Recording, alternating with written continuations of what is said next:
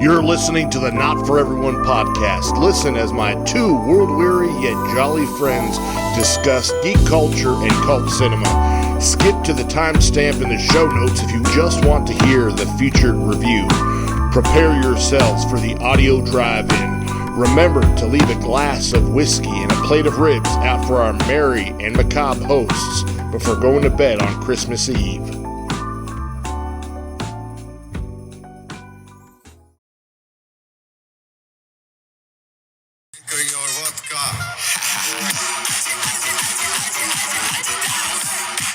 This song's about Adidas, Bobby. It's like the tracksuit jacket that you're wearing right now. I like this music. Makes me want to drink vodka and beat my wife. Yes. As one does in Russia, in a Russian village. But here's the best line in any song ever. It's coming up. Why don't we start a Russian techno band, guys? Because we're not Russian. You're wearing a tracksuit right now. I'm Italian. Oh, yeah. That's a good Christmas time spirit there, Adam. Christmas time. Christmas time. In Russia. Everybody wants Adidas under the tree. Mm-hmm. And they want that tree to be made of alcohol. Is that the lyric? No, that's just Russia. That's our new That's Russian, Mother Russia. It's our new Russian dance hit. I heard in the early 2000s that in Russia, there's a very, very high death rate from dudes just drinking stuff that had alcohol in them that's not really drinkable alcohol. Like guys dying from drinking cologne, and aftershave. As much as they are known for being a heavy drinking culture, I don't think we give them enough credit. You know, right. Like, you talk about the Irish being drunks, Native Americans being drunks. That wasn't their fault. Yeah, we brought it. We gave it to them. Yeah, that was on purpose. The colonialist argument about the Irish too, though. Oh yeah, sure. But I'm pretty sure they invented it. The Russians just drink everybody on the table. They didn't invent beer or booze. They invented alcoholism. What? The Irish? Yeah. So I have an interesting observation. They got leprechauns worth at me. 2 episodes in a row. Are we on right now? Yeah. Oh my God. We've been recording this? I had so many silly things to say just now. Then why were you fucking not talking? Because I didn't think we were on. We've been recording since we walked in this room. Why? Like it's not like you to not talk. Simple Austin. Simple Austin's back. Simple Austin. You know what I'm going to do? I'm not going to say anything right now. Oh, really? You proved me wrong. Look at that. It's fine. It's like he's not even here. Just the stench. I'm workshopping a joke. So, is that what you do? Well, I feel like I'm better at like improv jokes. Like if I see an opportunity, I'll take it. Sure. But like I don't think of jokes. Like I don't write it. But I wrote a joke. You wrote a joke. I wrote a joke. I don't think I've ever wrote a joke. I've written jokes down that I thought of and laughed about. Yeah. But it wasn't like, it was a good starting joke. No, yeah. Like I don't consider. I don't do that. It's a joke. But I do. But this one came to me. Okay. And I had to write it down. Okay. Sure. This is your big open mic premiere. Yeah. Let's hear it. I'm going to be honest reaction. Let us down. Yeah. I'm already disappointed, so it better be good. All right. So my friend, she's a lady, and she's dating. She's on the apps right now. Sure. She found this guy, and he's on the app. He's listed as a cannibal. Okay. He's very cute, so she's talking to him, and they're kind of flirting a bit, and then he tells her that he wants to eat her pussy. Right. And I said, "Don't do it," because he's a cannibal. He's going to eat her pussy. Wait, start over? He's going to eat her pussy. No, I see how you got there, but there's got to be a better punchline. I know. This is why I don't do this stuff. We can work on that. This is why I'm not a stand-up. Glad we started this episode. Yeah, well, thanks. Thanks. If both of our listeners just canceled. We'll workshop. Just canceled. No. Austin's pussy eating joke went off without a hitch. He's a cannibal, so he's going to literally eat her pussy. Right. I like it. I'm starting to like it now. It's starting to simmer. It's a thinker. Marinating in it a little bit. It's a thinker. Cheese for dinner. Yeah, I don't know. Keep working on that. If you had to give it a letter grade.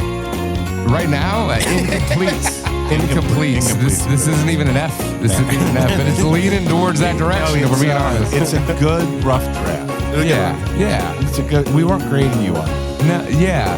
What he said. I don't. Punchlines, I just don't. I'm not a punchline. Yeah, but if you start a joke, right, and it's intended to be a joke, by the end of it, somewhere in there, it's got to get funny. Okay? It's got to get funny. But the punchline is your chance. That's your opportunity to do that. What's Yoda's favorite primetime crime show? Murder, She Wrote. That's a good one, guys. I remember that from ages ago. It's the only joke I've ever No, read. that's so good. Is that your joke, Bobby? Yeah, that was like on the podcast a million years ago. Wow, I was here for that. I guess. Yeah. I forget what episode that was on, but that was burned in my brain. I forget that even happening. And you say I'm the one with the steel trap memory. I really don't listen to Bobby unless he says something that really makes me laugh. And then I remember it, and then I'm like, I remember when I said that, and it was funny. I just take credit for it in my mind. My favorite thing is Adam, by the end of the episode, will just be on his phone and just be like, huh? And it's like, Adam. Yeah. Come on. It's hilarious. But that's only when both of y'all are here. Were you one of those? No, were you one of those nappers in school? No. You didn't get good at sleeping on a desk. No, I never really. I was the never kid did in that. like Ferris Bueller's Day Off. Oh, you could do it. You could just like. Yeah, and I used to always have fairly lucid dreams because you're like in a really weird, like your body thinks you're almost standing or awake. Sure. So like I would have dreams where like I'd be running or I have to jump over something, and I would literally like lift my legs up really hard and just smack the top. Yeah, of the desk. you had those dreams where you're like you're not quite asleep yet, and your body still wants to move. Then you would wake up to a bunch of 17-year-olds. Did that really happen to you, or did you see that in the movie? No, it totally happened. Okay. Multiple times. Never happened to me. I don't think. Not that I Speaking of our glory days, remember. Speaking of glory holes, I want to do this just to segue. We're going to go around the table. My first job was at Chick-fil-A. my first job was at Target. I don't know if it was your first job, but what happened at the movie My first theater? job was at Tinseltown, Cinemark, yeah. And one of my favorite stories about that is... Are we telling stories about where we worked? Do I get to go next? No, we're testing out your ability not to interrupt Austin's story right now. Yeah, I worked at the movie theater. There was this manager there. So basically, I was in the projection booth, and you could see down Right. into the theater. So could you see everybody? I mean, like, is it a bird's eye view? It's a bird's eye view. The thing is, you might have the illusion that They can't see. they can't see you, but you can clearly see every seat in the theater. Really? Okay, so you could see. There's no corner spot that's hidden. Is there Yeah. even a projectionist nowadays, or just some computer? It's all digital now. Yeah. But is there someone up there, even if it is digital? They're on timers. I would imagine there's someone up there just in case something goes wrong, or at least like the managers are probably Somebody if they're trained. jerking off. Yeah. Well, in this case, yes. So Foreshadowing. as mentioned, you can see down We're into skin the. shadowing. Wow. Sorry. Nice.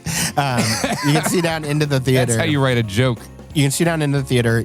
So we had this one manager who would watch for people getting hand jobs or fucking in the theater. How often would that happen? I mean, like on a weekly basis, you give me 7 days a week. How many hand jobs or fucks or blowies are happening? I would say in the theater about on a once a month.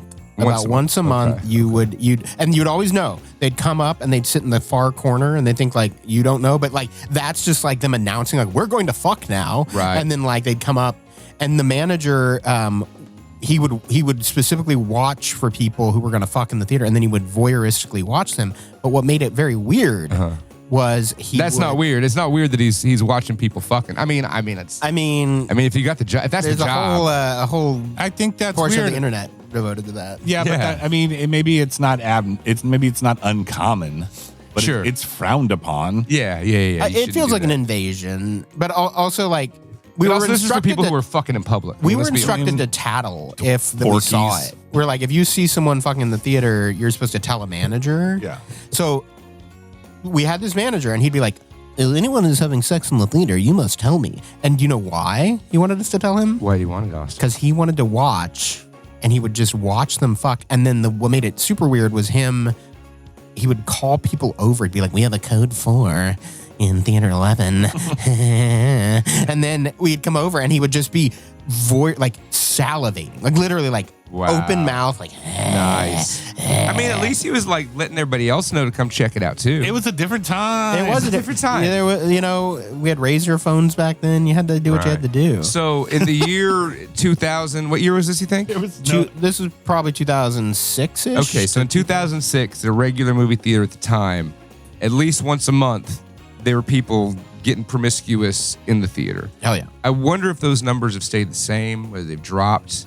The theater culture's changed because the people are walking through handing you food all the time.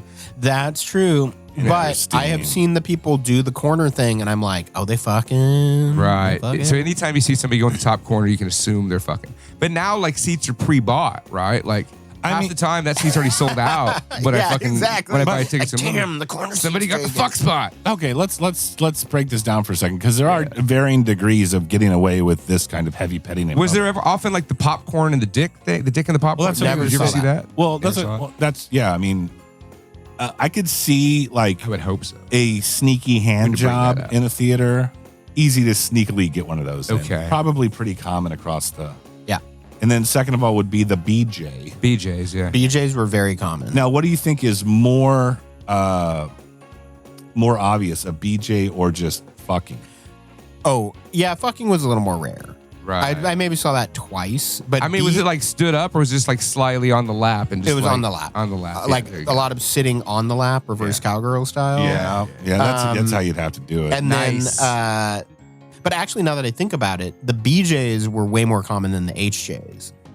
Well, I think maybe the HJs, maybe, but I'm just saying you would get away with an HJ a lot more often. Well, what I'm curious is, were there more hand jobs like dudes getting their dicks jacked or finger bangs? Because I'm sure there are I never saw a finger bang. Exactly. You Yeah. never see Yeah, the finger bang. that's my whole point. There's a But the finger bang is discreetness. going on. I'm willing to bet there's more finger banging that goes on than course. anything else in the theater because that's the most hard to detect. You know what I mean?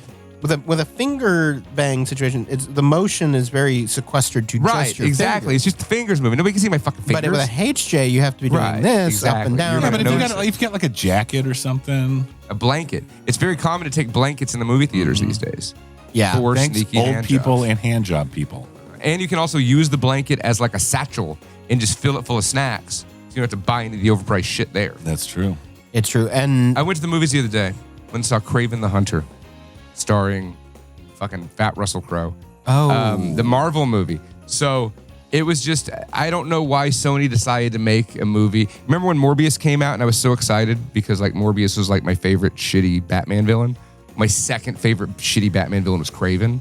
And they made a movie of him. And it's great. It's terrible. It's fucking great. So I go with my kid and I actually bought the tickets. It's $5 Tuesday.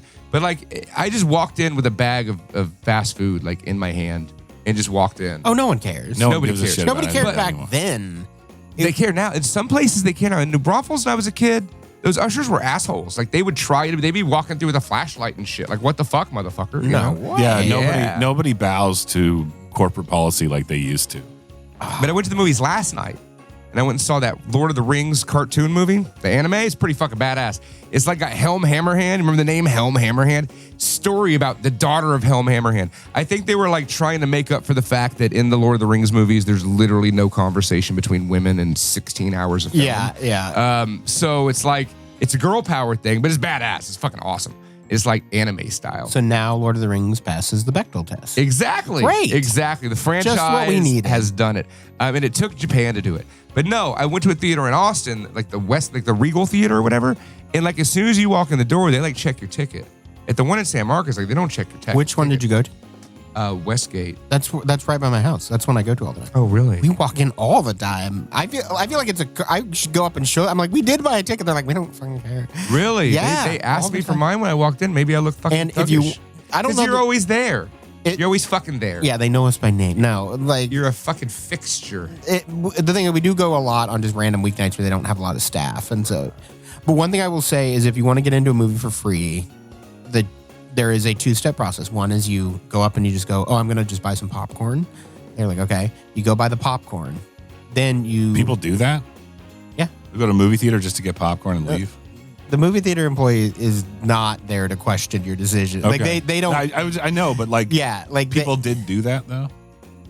They'd buy movie theater popcorn and not go to a movie. they would just say it, and then as a teenager, you're just like, okay, Right. Like you don't question it, and then as you walk in, they're like, oh, can I see your ticket? And then you just pretend you're like, sorry,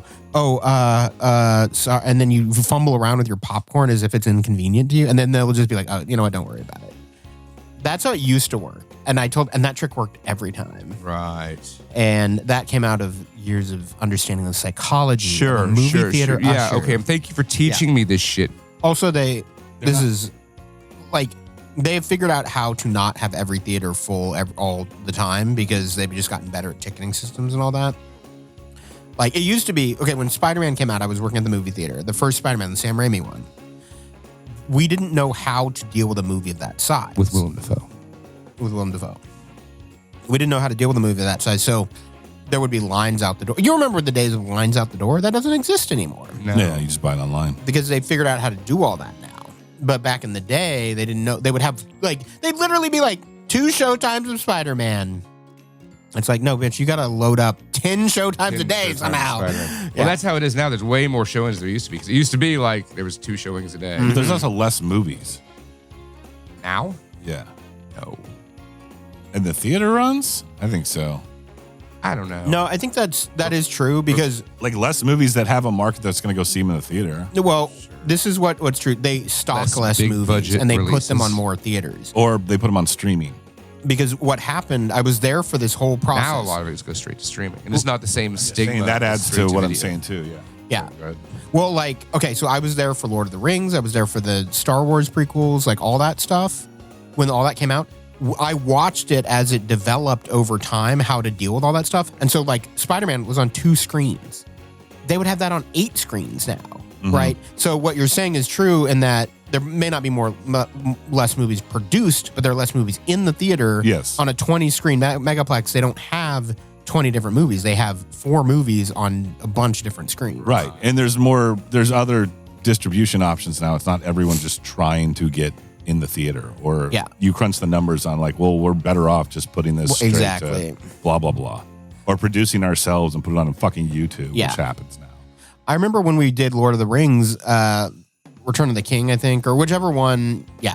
And it got on 4 screens and we were like, this is too much. It's so many screens. And like, no. Like, What do you care? Yeah. It's on 4 screens.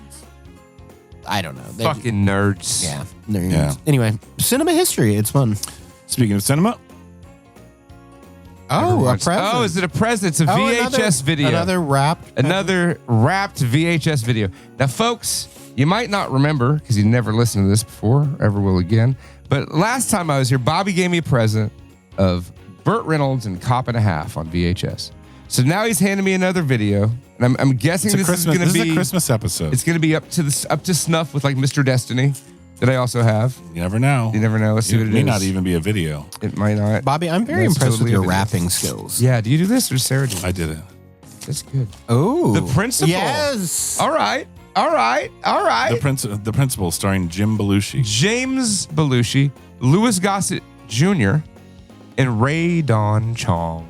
I love Ray Don Chong. Is it? You said it had Monica Bellucci in it? No, Oh. it has Sammy Davis. Jim Belushi. Louis Gossett Jr. Sammy Davis Jr. Wow. Hey, Kat, this is not a safe school to be working at. Burglary, drugs, assault, rape. The students at Brandel High are more than new. Principal Rick Latimer, Jim Belushi, bargained for.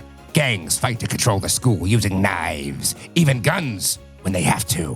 When Latimer and the head of security, Lou Gossett Jr., try to clean up the school and stop the narcotics trade, they run up against the teenage mafia. A violent confrontation on All the right. campus leads All to a right, we deadly got it. showdown with a We blah, got blah, it. blah, blah, blah. Fucking Belushi gives the best performance of his life in this. Oh, so you've seen Who would you rather It see says it teamed on the up box. with Lou Gossett Jr.? Belushi or Chuck Norris? As a partnership? You'd have to run this up against I mean, I've Firewall. seen Like- Firewalker. Like just in the hypothetical situation in which there were 2 movies. Right. One which had Louis Gossett Jr. and Chuck Norris, and one that had Louis Gossett Jr. and At face Jim value, Belushi. I'm going to go Chuck Norris. Yeah. However, Principal is a better movie than Firewalker. I think it is. Thank you, Bobby. This is the first movie that you've given me that I actually want to watch. I mean, in the last year or so, you know. Let's start the show. Thrill me. You know, there's gorillas in these woods. Mortis? What's that? It's all in the reflexes. Chicken's good. I like chicken. I'd buy that for $1.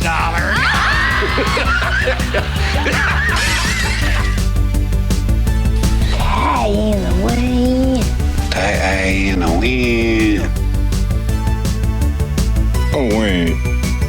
Was she a great big fat person? I drink your milkshake. Carpet Day! You make me want to be a better man. I'm running this monkey farm now, Frankenstein, and I want to know what the fuck you're doing with my time. See you at the party, Richter.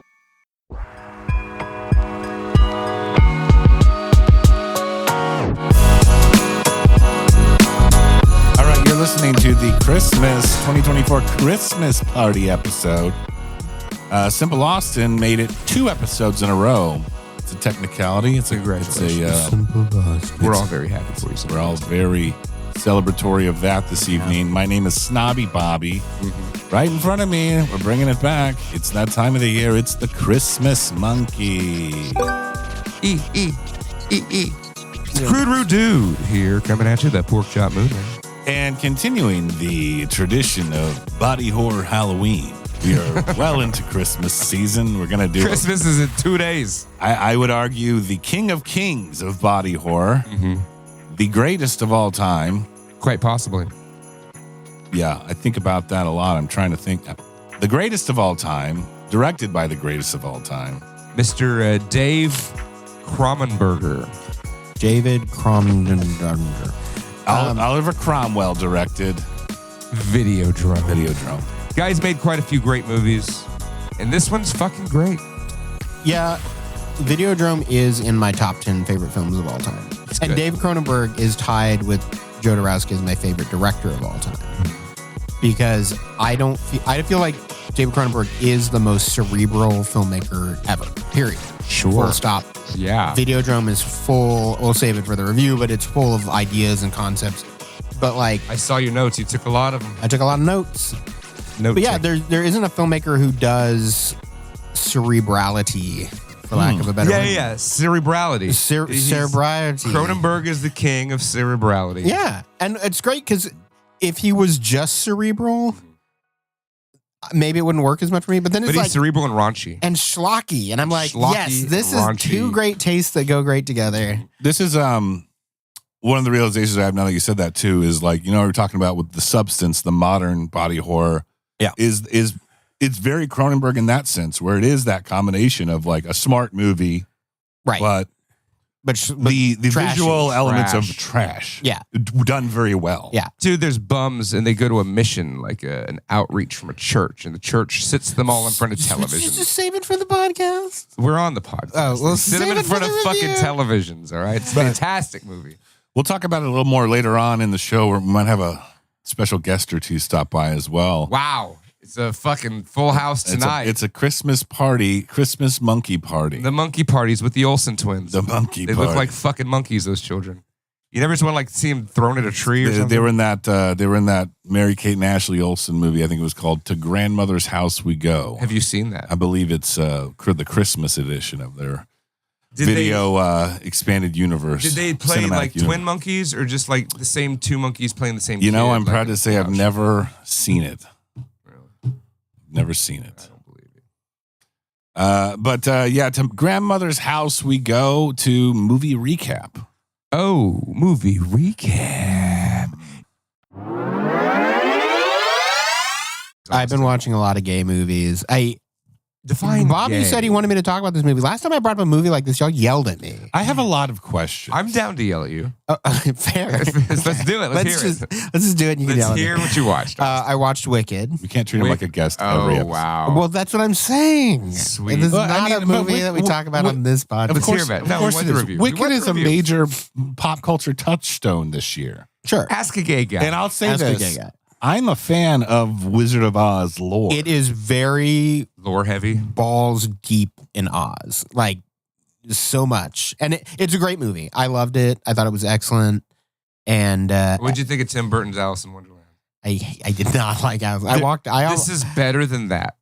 Oh, yeah. Oh, yeah. I've never Yeah. even seen Wicked, but yeah. Yeah.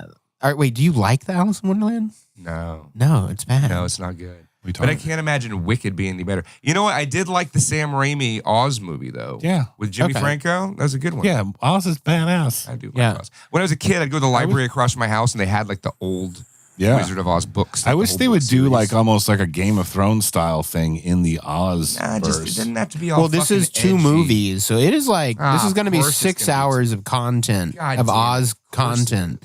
But like, if you like Oz, But this is it like in the, I say this as With a Ariana honest, Grande. as an honest term of like no offense, but like Yeah. is it like unbearably gay to like a straight guy? No, I think if you like Oz, it is. If Unbearably you like, gay.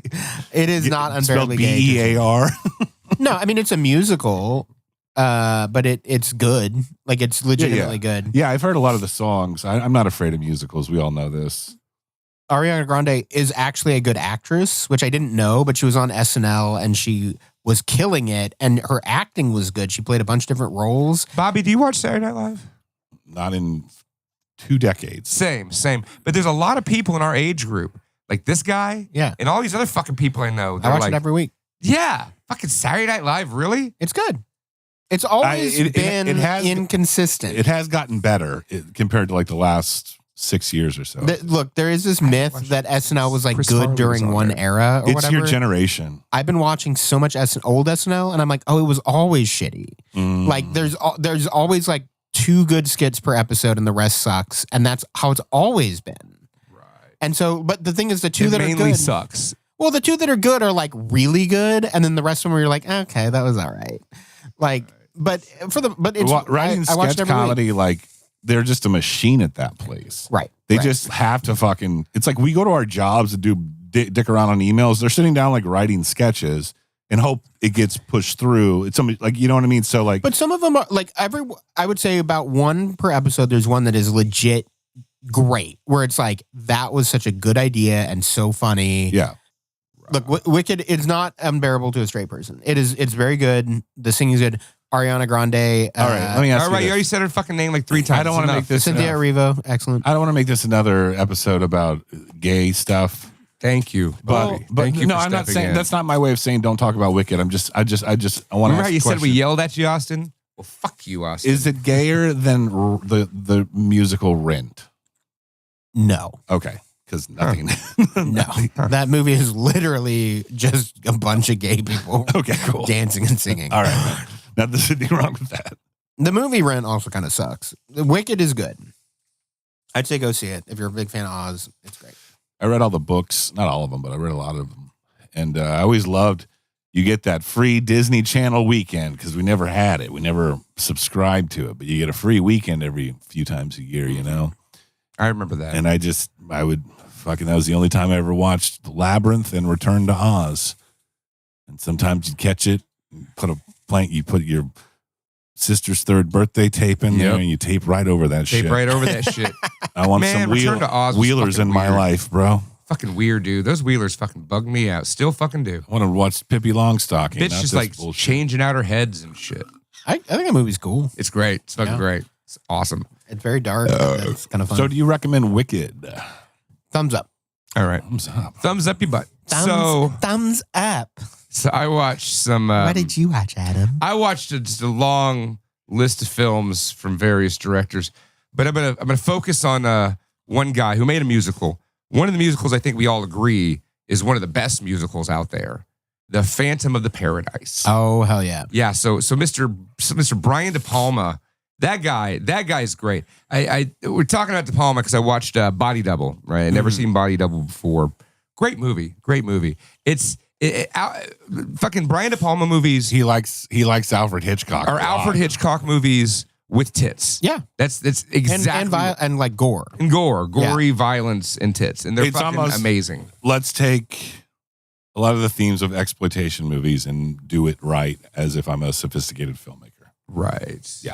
Just It's like great. just horror movies and slasher movies and fucking Yeah. giallos, mysteries. So everybody knows Body Double. It's a famous movie, whatever. I watched another movie that my friend Bobby recommended when I was saying that I was watching Body Double for the first time, which is a 1972, I believe, Brian De Palma, Sisters. Mm-hmm. Yep. Sisters. And it's about this French broad played by Margot Kidder. It's a short movie. It's like an hour and 25 minutes, right? Hell yeah. And there's like a murder mystery with the twin. of Margot Kidder's twin, right? And the reporter chick across the way. But the whole thing is the way the movie starts is we're focusing on Margot Kidder. And then some fucking twists and fucked up shit happens. And twist, we're focusing on somebody else, right? And what's up with Margot Kidder? And then you follow more into it. And then like her husband is the fucking Phantom of the Paradise dude, but is a creepy fucking doctor. Oh, nice. And then there's Is it more twists. Paul Williams or the actual Phantom of the Paradise? No, it was Bill Finley, the actual Phantom of the Paradise. Everybody thinks Paul Williams. Paul Williams would be great in more things. Oh yeah, he's a fantastic actor. I think he was in Michael Jackson's Moonwalker. That sounds about right. If I recall. So yeah, there's just so many twists and turns in this movie. Have you seen it, Austin? I saw it I saw it 20 years ago. Right. And I remember very little. Other than that, it was very good. I just remember walking away and liking it, but I don't remember it, to be honest. Yeah, you're going through your De Palma. I was doing exactly what you were doing, like, I think 2 years ago. Oh, yeah, you're so just a little bit ahead of me, Bobby. That's not what I'm trying to say. Where'd you go? Just for that. Finish your statement. Just for that. Another present. Another present. Oh, my God. You know what? And I'm going to guess here. It's another VHS. So I'm hoping it's another good one, but I think it might be dog shit. I don't know. What's it going to be? It is James Belushi and K-9, the unofficial sequel. It does have a dog. To The Principal. Meet the two toughest cops in town. One's just a little smarter than the other. They're saying the dog is smarter than Jim Belushi. That's the joke they're making there. Introducing Jerry Lee as himself. If you haven't caught on yet, every time you start to up your attitude and meanness towards me, you're going to hand me a Jim Belushi I give movie? you a present. Wow. You better behave. Where's my Mr. fucking Destiny? Where's Mr. Destiny? You lost rights to that. Ah, God damn it. You're going to re-gift him to me? James Belushi in K-9, folks. This was the one where he's a narcotics cop that gets a Cocker Spaniel. We don't got to read the back of every fucking Jim Belushi movie. German Shepherd dog to be his pal, and hijinks ensue. It's like Turner and Hooch or Top Dog with Chuck Norris. So yeah, Sisters by Brian De Palma. It's fucking badass, y'all. It's like a tight 90, if not like maybe an 85-minuter, and it's. You like that one? You like his sisters? I liked Body Double a lot. Did you do what's the Michael Caine one? Dressed to Kill. Dressed to Kill. I've seen you done Dressed that to one Kill. yet? Yeah, I've seen Dressed to Kill. I like Body Double is probably my favorite out of that list. There. What is your favorite De Palma so far? Oh, I mean, I really like. Phantom of the Paradise isn't an option. It's not an option. No. How is that not an option? Because that's a given for you. Scarface is fucking great. Let me look at a list. Oh, let me look at a list. What? You just expect me to know off the top of my head? Don't fucking give me that shit. I'll look through his list of works. I really like Snake Eyes. It's not the best though. Like fucking Raising Cain. Those are all fucking great goddamn movies, Raising man. Cain. Carlito's Way. Fucking made Carlito's Way. The Untouchables. I forgot he did Scarface. He did fucking Scarface. Carrie. I haven't seen The Fury. Mine's definitely Blowout. No, fuck you. My main memory of Untouchables is Kevin Costner supposed to be a charismatic leader and him going, "Let's do some good," and it's just so flat and so like uninspiring. And I hate Kevin Costner. We've had our lukewarm indifferences with Kevin Costner. He's not a good actor. That guy. He's kind of not. Well, fuck that guy. Nah, it's Phantom of the Paradise, y'all. Okay, yeah, it is. It is. I mean, Scarface is pretty chef's kiss. It's very, great. very good. It's just kind of like the Grateful Dead. It's like a It's like a poster I on just a watched fucking it dorm so room. many times when I was like between the ages of 19 it's like and Pulp like Fiction. 26. Yeah. Where it's like, yes, it is a great movie. Yeah, I've seen this a million times. It's great. Yeah. But let's move on. It's like when I called you and I was like, Bobby, Led Zeppelin is great. And you were like, yeah, okay. Did that happen? What, did you just find out? Yeah, I was like, Bobby, I think Led Zeppelin's really amazing. And you were just like, you didn't even know how to process that statement. You were like, what the fuck are you talking about? Let me call up 8th grade Bobby and let you talk to him. Yeah. All right, what did you watch, Bobby? I watched an Austin favorite. Videodrome. No, well, I did watch that. That's a little later on in the show. But I've been trying to dabble more in the animated stuff, especially the stuff targeted for adults that's from the 70s and 80s. I'd seen it before, but I watched Fire and Ice. Hell yeah. Fire and Ice. Which is a very simple story. It's a very I don't know, how was that movie received, like, to its audience at the time? Do you know, Austin? I don't know. It is not my favorite of the box shoes, Okay, but I did watch it a lot growing up. I could see that. I just like the overt sexuality in something that's traditionally a child's medium. And what's cool about him is like you Bakshi has his own thing. Like, it's so distinctly Bakshi. Is that how you say his name? Yeah. Ralph Bakshi. But you watch his movies, you're just like, if I wanted to like try to draw that, I probably could. Like, or come pretty. It's not like, it's like beautifully simple, but also like beautifully like his. Like, it doesn't look like you see Cool World. You're like, oh, that's. It feels really lo-fi, but in like the way that like a good lo-fi band all works. It's like, maybe the guitar playing is like kind of isn't recorded the best, but that doesn't. It's all part of the aesthetic. It's the shoegaze of animated filmmaking. Exactly. It's the Fire and Ice. Fire and Ice. I seen it. I liked it. But yeah, I mean, it is. I don't want to be gross, but just to give him props, both the male and female anatomy drawn so simply in those movies is like very titillating. You're titillated by the ass, by the tits and ass. It's just ink. You know? Well, it was supposed to be the. Well, you never watch hentai, Bobby? No, the way that they like he nails like the shape of a fucking hourglassed woman. Werewolf you know, porn. it's not. It's like very accurate but simple. It's weird. Yeah, it's like one line. Yeah, one line. It's like the I have a boner the right edge now. of a boob, and you're like, wow, that is suggested like, very well. This is better than. Did they use any of the rotoscoping? Yes, there's a lot of rotoscoping. Rotoscoping. So it's just real dicks. It's just real tits That's and a ass. great. Let me Google that. I mean, dicks aren't that actually. hard to Let me ask draw. ChatGPT. ChatGPT, were there real dicks rotoscoped in Fire and Ice? Fire and Ice. Yes, the dicks in Fire and Ice were completely rotoscoped using a process called dickimation. Wow.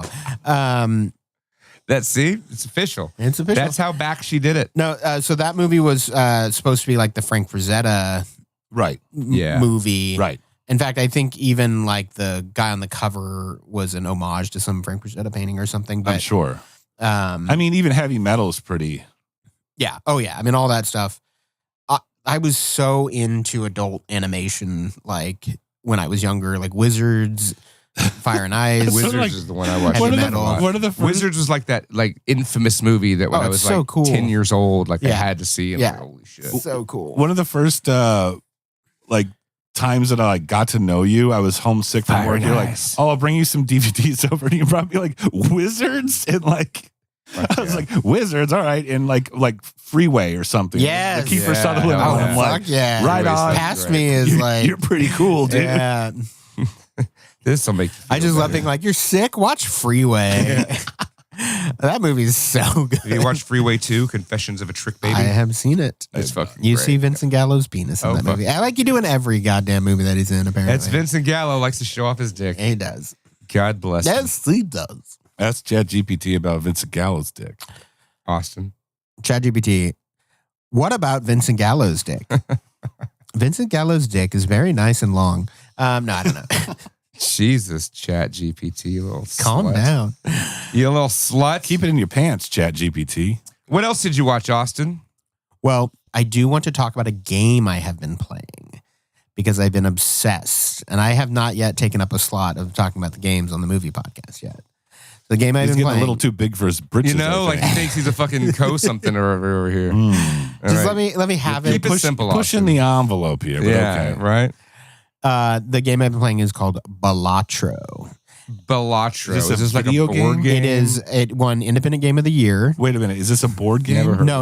It's a game you can get on your phone. It's a game. It's a video Board game. hearing about It's it. an app game. It's an app. That Austin How do you wants to spell talk this about. Balatro? No, it is like a sensation. It sold 2 million copies in 2 months or something crazy. What genre of game is it? Okay, so it is like video poker, except you can craft your decks. Let's say you want to focus on getting straights or flushes.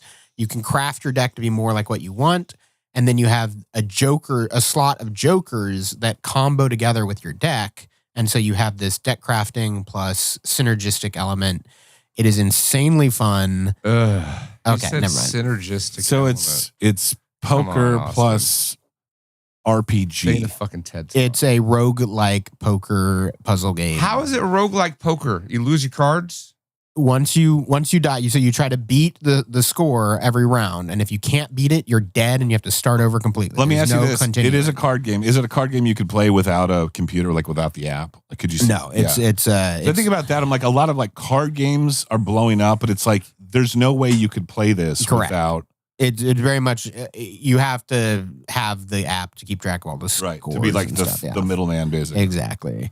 But importantly, the reason why I bring it up is not just to say I've been playing this game, because I have been playing this game, but I have beaten every high score that I can find on the internet, and then I have even gone infinite to the extent that the score says not a number, infinite, and then it crashed my phone. What? Yeah. What are you saying? You're saying you're so good at this game Yes. that you're the best person that's ever played it I'm not saying I'm the best, So if but I I'm go saying get that I'm among game the best. right now and download. I don't think you will ever be able to beat my high score. No, but it'll show your high score. No, If because Bobby downloaded it. there's not a venue for that. But I'm saying that on Reddit, there are few people that have scored the infinite score on their own, finding their own way to do it. I've done it. It's Wow. great. Wow. All right. Wow. Let's just move I kind on. of Bellatra, want to give you a Jim Belushi movie right now. Right? Do you have another one? Can I give him this one? Can I give him K9? This is No, yours. I don't want that. Anytime, Merry Christmas. Don't we point can that at pass me. the Jim Belushis around as like a I'm weird. keeping the Here's what I will say As a about weird it. white elephant of not for everyone. Anytime someone says something undesirable, you pass them Pass the a Belushi Jim movie. Hey, this is Belushi. for you. We're going to pass you a Belushi. Here's what I will say about Here's it. red heat on me, There's yeah. at least 2 people listening who play Bellatra who are going to be very excited about this conversation. Well, good for And them. if you want my infinite random seed, you can have it. But anyway. Wow. Jesus. Pass him a Belushi. Fucking sounds like Pass my Belushi. Take it. Oh, It's fucking God. yours. Now I'm You got holding K9. K9. You got K9. Wait. Fucking. Oh, no. Was Jim Belushi hot? You tell me. So I watched a movie. Here you go, Adam. No. I got you a present. Oh, for fuck's sake. No, I'm getting another one. I considered a no. What did I say? Is this a good one? Did This I is get a just good Belushi? for you making it here. This is your real present. This is Jim Belushi and Whoopi Goldberg in Homer and Eddie. What is that? Is I've never heard of she that. Homer? She's ruthless. He's witless. They're on the road together and falling apart at the seams. It's like a buddy cop movie with Whoopi. Homer never got any smarter than the day when, as a child, a fastball struck him on the head. Very Belushi-esque setup. Ever since then, he's had a kid's mind with an adult body. Homer's friend Eddie, Whoopi Goldberg, was always a little crazy. But now, the doctors say she's got a month to live. So it's, She's crazier than hell. so it's about a man with brain damage that thinks he's a child, syncs up with a, Woman who's dying of cancer in a month. but is also crazy. Together. K9 is 2 hours long. Oh, shit. Whoa. How the fuck long is It's a this? very Belushi Christmas. This is 100 minutes. This is 100 minutes. That's solid. That's pushing it. I don't. I maybe I'll watch it. I don't know. I mean, I kind of want to see Belushi go full retard if he does. How long's the principal? I don't know if you should watch Homer and Eddie, Adam, to be honest with you. No, You weren't supposed to enjoy any of these presents. I'm gonna like the principal. It's only 112 minutes. That's good. That's golden right there. 112. Great. Well, It's like 72 minutes. who's up for movie recap right now? I watched a movie starring Terrence Stamp. Good old Terry Stamp. Late 90s action thriller, I'd say. The Limey. Oh, yeah. Oh, yeah.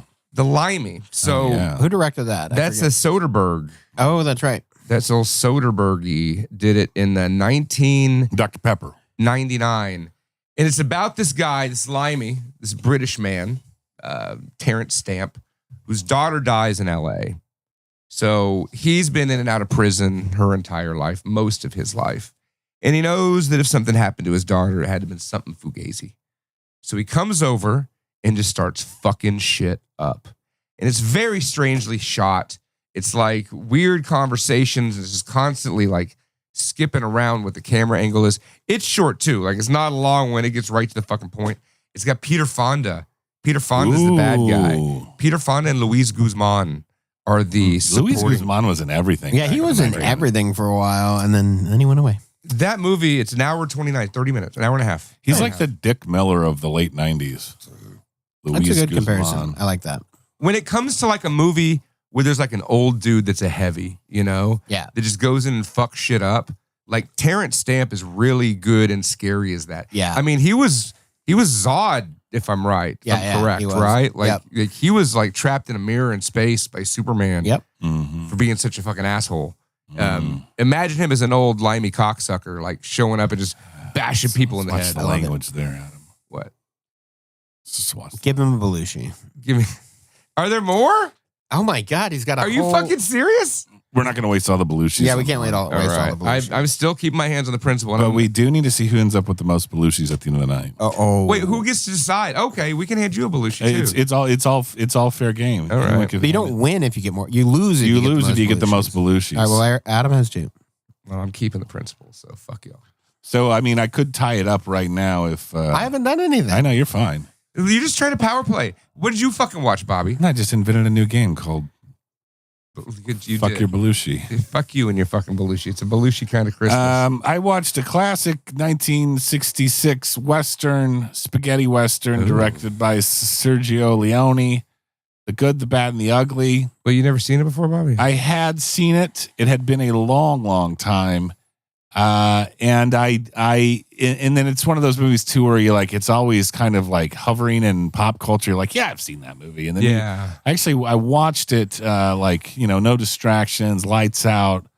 I was like, fuck, this is a good movie. Oh, dude, just like the scene where like Lee Van Cleef, like when they first show him and he goes in that little farm with the family and like he just walks in and sits down. And the way it's shot, like him walking in against the vacant distance. I mean, every scene, every shot could be picked apart.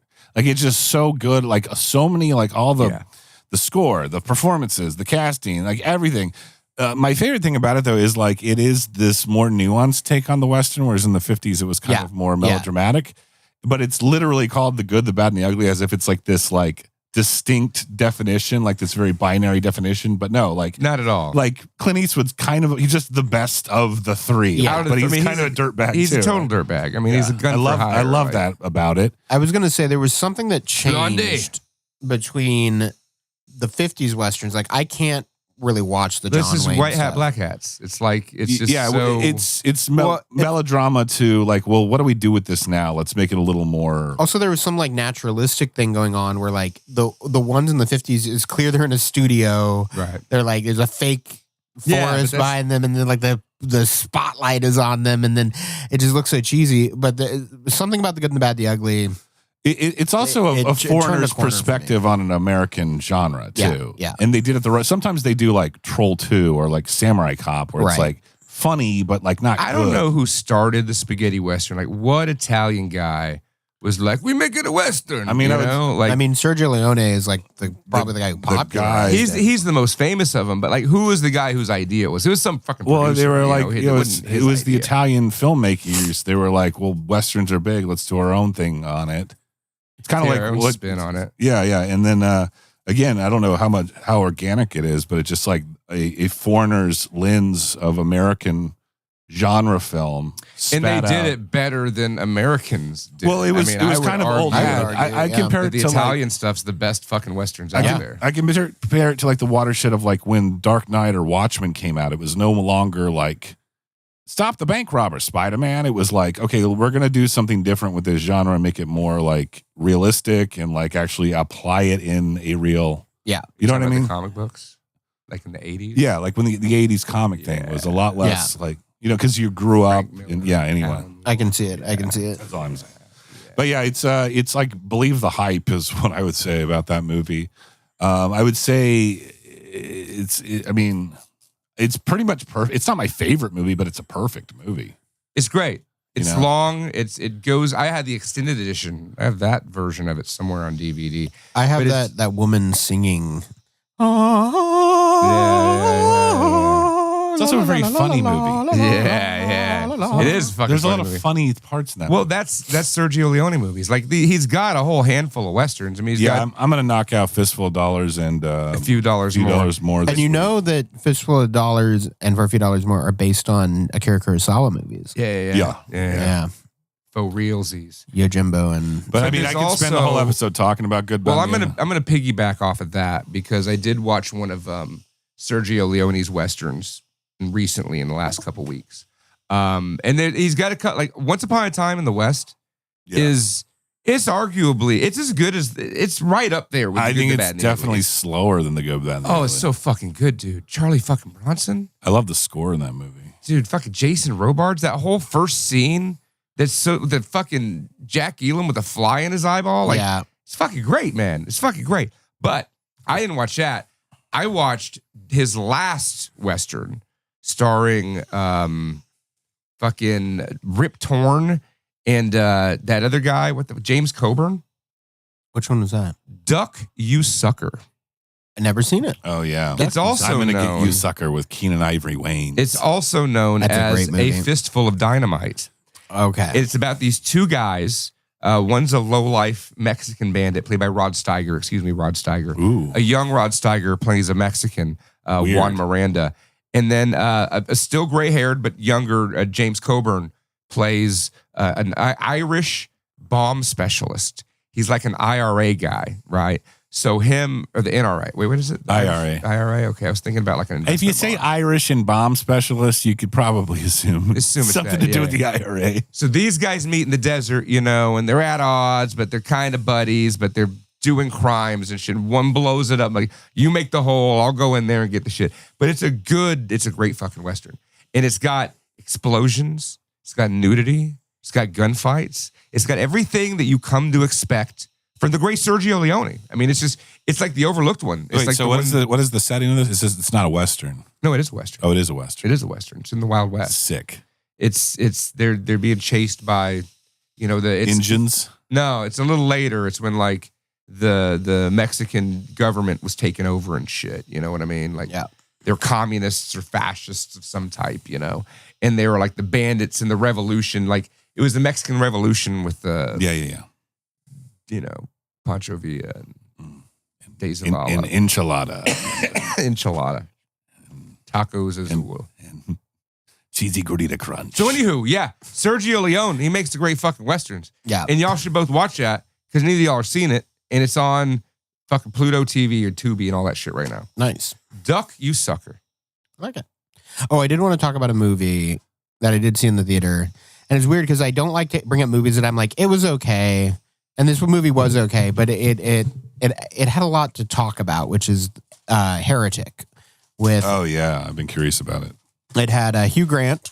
Yeah, I want to see that one. And the premise is that these two Mormon women come to proselytize to him, and he locks them in his house and then proceeds to lecture them for 90 minutes about God and religion. And I don't want to spoil anything about the movie other than to say, when I left the theater, I was like, that was a movie that wanted to say something profound, but didn't have anything profound to say. But what I really appreciated about it was that sorry, I'm getting distracted by Adam's makeshift spit bag over there. Spit bag and a gift bag. He's using the wrapping paper to Give the to gift spit bag. of spit. Okay. This movie was an attempt to be a cerebral film. Like it is trying to Cronenberger. It's trying to Cronenberger murder. Like it actually was trying to say something. It actually did a very good attempt at using a lot of thought went into the movie, and whether or not it was successful is kind of up to your interpretation of it. But I was like, you know what? I kind of unfairly dogged this movie a little bit because just because it didn't work for me doesn't mean that I don't want to encourage that kind of cinema. Sure. Was it a Cronenberger? Was it trying like It was burgle the Cronen? Hamburglar. Yeah, David Hamburglar. David Hamburglar. Yeah. But I would say go see it. Don't expect it to be the best movie, but I want to encourage. I'm gonna that wait kind for of it to movie. stream and check it I out. might sneak in to it's a see it, but it's streamer. not showing It's a in my streamer. town anymore. It's a streamer, guys. One time I was in the theater, and the preview for Catwoman with Halle Berry popped up. This is ages ago, obviously. And then after the trailer ends, this guy just screams, "Rental!" It's not even that. Yeah. It's not even that. Oh, would you look at that? The Not For Everyone Christmas The hotline. time hotline is The hotline's ringing right ringing. now. There's only one person that knows our direct line. Yeah. We never even gave it to him. So I wonder who it could be. Hello. Direct call to the Ho, house. ho, ho! Merry Christmas! Is it Santa? Oh, shit. It's not Santa. No, Better than but Santa. I do know him. I do know him personally. Interesting. Now, is he like top secret, double undercover secret status too? Well, no, he's more, he's had a bad turn as of the last few years, but he's been trying to get everything automated. All the systems, do away with the reindeer. They're really hard to replace. Everyone thinks that the reindeer, because they can fly, that they're immortal. Sure. They are not. They have a regular lifespan, and, they've tried marketing to get new animals, moose, bear, oxen. It doesn't work. So they've been. Are you telling me Rudolph is not? It's not like an immortal Rudolph. Are they replacing Rudolph the same way they replaced Shamu? Here's the sad story. Rudolph only had that 1 year. He died from Lyme disease. Oh God! Shortly after. Wow. Hey, you got a song about him, though, So are you saying that Rudolph was more? Is he does he get the celebration he deserves, or is he just martyred because he died of Lyme disease? Yeah, I think it's the latter. I do think, because he was a small little fellow, but so I think they took pity on him. He helped Santa through a tight spot, and so they're like, it was like a Make-A-Wish. I might say it's not Lyme disease that killed him. You got to think about this situation he walked into. Like Rudolph, you've heard of like Dasher and Dancer and Prancer and Vixen and Comet and Blitzen and Donder and whatever the other one is, right? Donder. Yeah, you've heard of those motherfuckers forever, right? I guess if you guys want to know the real story, I didn't want to get political. Rudolph's an usurper. He got what he deserved. The other reindeer were union striking, right? And reindeer crossed the line. Rudolph crossed the line. Yeah, Rudolph was a scab. That's classified information I just broke on the air. I'm sorry. So let me ask you this: you say the Santa thing is like kind of, I guess, not looking great this year. Is he going to be flying out on Christmas Eve? It's kind of dangerous in the skies these days. I would say they probably already replaced the reindeer. Yeah, they replaced them with Chinese CCP drones. Yeah, that's actually kind of what's going on right now. So the past 2 or 3 years, Santa's been trying to go the automated route. Sure. He's been using magical machines to deliver, and made by about the Chinese, a week. I'm sure. I don't know. I don't know where he gets them. I don't know how his magic works. I just know about a week before the big day of Christmas, he does a test run. Yeah, he does. He does test runs just to make sure he can get through airspace without being detected. And guess what? Some of his machines have been crashing. Mm-hmm. And of course, the U.S. government wants that technology for themselves, so they're out looking for it. So they're looking for like crashed North Pole magic technology. That's what these drones in New Jersey are about. Well, the drones are here too. Yeah, the drones are in everywhere. Texas. They're all over the United States of America. What I want to know, are these really like rogue North Pole elements? Is this our own government? Is it the extraterrestrials? Like, who the fuck's controlling these drones? Is it China? What if they all just explode on Christmas Day and give everyone presents? Just explode to presents? Like, it'd be great. Like candy. Jim Belushi movies, just VHS. They have little parachutes on. It's like K9. Homer and Eddie. No, but so anyways, it's our own official government that they know about Santa Claus. They've known about him for decades. Oh, yeah. They'd rather you know about aliens than Santa Claus. That kind of gives you an idea of their priorities. Because how are they going to turn Santa Claus into a public enemy? Sure. Oh, he gives away free presents. They don't want to demonize that. So they'd much rather, he's just a figment of your imagination. Yeah, aliens that are going to come and destroy us, yes, those are real. I think it's also about subverting like the traditional mindset of humans with like religious-based holidays, and then like kind of co-opting it and converting it into like a new extraterrestrial worldview. And we're wait, Santa's an alien and Christmas is part of the pretty alien soon. takeover? Pretty soon, it's gonna be turned into that. I think. Interesting. Santa, like almost like ancient aliens. Like Santa was a fucking extraterrestrial the whole time. Well, where does Krampus fit into the whole thing? Because Krampus was now Santa does.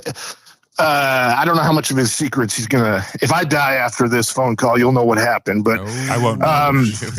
We don't know who you are. If you die. I never expect you to call us. Oh yeah, I mean I'm off the grid. You guys couldn't find me if you wanted to. Hopefully he can't either. His powers are eldritch in nature. That's why he's lasted as long as he has. Wait, how long? And I think at least 200 years that I know of. I've only had a couple of encounters with him, and you know, we've shared a beverage or two. Young. Was Krampus summoned by DARPA to fight off the Santa eldritch demon, Santa Claus, the good extraterrestrial interdimensional Here's the holiday thing. fair guy? Here's the thing. Santa and Krampus are actually the same person. If Santa does not give gifts every year, if he does not give enough, if he does not have enough love in his heart, he becomes Krampus. So he has to prevent himself from reaching that stage. That's what it's kind of sucks. It's like a duality of the egregore kind of thing going on here. Yeah. But as you can tell, like he's kind of selling out a little bit because he's moving to automation. He just wants to get those gifts out to avoid the transformation. Like his heart isn't in it. I kind of wish that there was competition here, you know, somebody else to take over that really wants to do like it. Jeff Bezos. We can't have Frostbank. we can't have Santa without Krampus, is what you're saying. It's like it comes with the territory. He's sitting on that time bomb, you know. Right. So if anything, I think that's the biggest thing he does for us is he does not release Krampus upon the world. It's you know, the dark side of his personality. It's like But I guess what you're Jekyll saying, and Hyde effect. if the U.S. government betrays Santa Claus via drone warfare or whatever, his retaliatory weapon is the releasing of Krampus on the world. Is that where we're going with this? I'm hoping that the U.S. See, that's the one thing I don't know about this. I don't know if they have recovered anything from Santa. I hope not, because yes, he needs those machines to have an effective Christmas run. If the Christmas run is sabotaged, we're in trouble. Wait, okay. So they saw some here in my town. They saw drones, a flock of them, right? They said there's a big one that was like the mothership. And there were smaller ones, and some were flying like too fast to see. So what I'm curious, Mr. Rex, like, what the fuck was that? Was that Santa at the top? Were the ones attacking him? Was it us trying to imitate Santa's machinations? What is it? I've seen a couple of videos now where there is like an orb of light. Always with the orbs. And that is going to be Santa's, magical machines. So the but orbs anyways, are Santa. Military will shoot them down. Right. Yeah. So the orbs are the legitimate Santa technology is the orbs of light. Everything else is military. When you hear people seeing when you see people talking about, I'm looking at all these commercial drones, or I see these drones the size of Subarus. Yeah, that ain't Santa. His technology is a lot more magical. It's going to look like it's encased in a sphere of glass. Okay, I feel a lot better. It's like a snow globe. I mean, I don't know. Does this relieve you about the situation, Adam, or does this I don't know. enhance the fear here? I'm just thinking now, like we look up in the sky and it's drones. We're calling it drones, but like, how is this connected with like the Phoenix lights? Or is that a totally different thing? Is what we're seeing in the sky now just man and Santa? None of it's aliens. None of it's aliens. So you're saying the Phoenix lights weren't aliens either? No. Are we saying they're time travelers from the future? No, it's the military. It's all the military. Yeah. It's all darn guys. Yeah. I'm more into what Rex has to say. Okay. Yeah, I was like, let's ask the expert. All right, Bobby. He's got the inside You scoop. don't fucking know. Well, sometimes I channel my energy into Bobby, and so that's why he gets a little overzealous sometimes. I feed him my energy. Bobby reached for the Belushi. He was about to give out a Belushi just now. You're getting Belushi'd. Oh man, I just got Belushi'd, Rex. You got Belushi. I got Homer and Eddie too. Oh no! Do you need to change your pants? That's what you get for channeling. Every time we say something Rex undesirable on this episode, we hand. There's currently 3 VHS Jim Belushi movies out on the table right now. I have the principal, and I'm not giving this to I have anybody. K9. I got one for gaying out too hard. Yeah. A little too hard for my liking. So that's what that's about. All right, what were you saying, Rex? Oh, you got according to Jim in play there? Or? I couldn't find the DVDs. I used to watch that show. No one wanted to sell those. I used to have a thing for Courtney. What is that? Courtney Thorne Smith, his wife. Oh, Man, yeah. she was a looker. Was she on Melrose Place, right? I think so, yeah. Are they involved with the drones? Was Melrose Place involved with the current unidentified aerial phenomenons? Well, I mean, if you want to get into a broader scope of things, Hollywood and the CIA have been colluding for decades. I mean, probably since the beginning of the industry. They want to sell you Santa Claus as this big figment of imagination, and then aliens, they're really out there. And they are, which Sure. I do appreciate that they're admitting that they're real, but not all of them are nefarious. Most of them want to help us. But of course, you know, our governments don't want help from outside sources. They don't want to bring in more aliens. So of course they're going to say that they're all dangerous. Yeah. So you're saying that the conventional narrative of Santa Claus for adults is that Santa Claus doesn't exist, and then we lie to our children and tell them that he does. But you're telling me that Santa does exist, and that the fact that he doesn't exist is a psyop It's like the bell curve on the meme. adults. Yeah. Wow. Yeah. You believe when you're a child, then when you grow up, you're like, no, that's not real. That can't be real. It's like the midwit meme where it's like on the dumb people are like racism is funny, and then the midwit guy, the bell curve is like racism is offensive. Then the really smart Jedi looking guy is like racism is funny. Yeah. Yeah.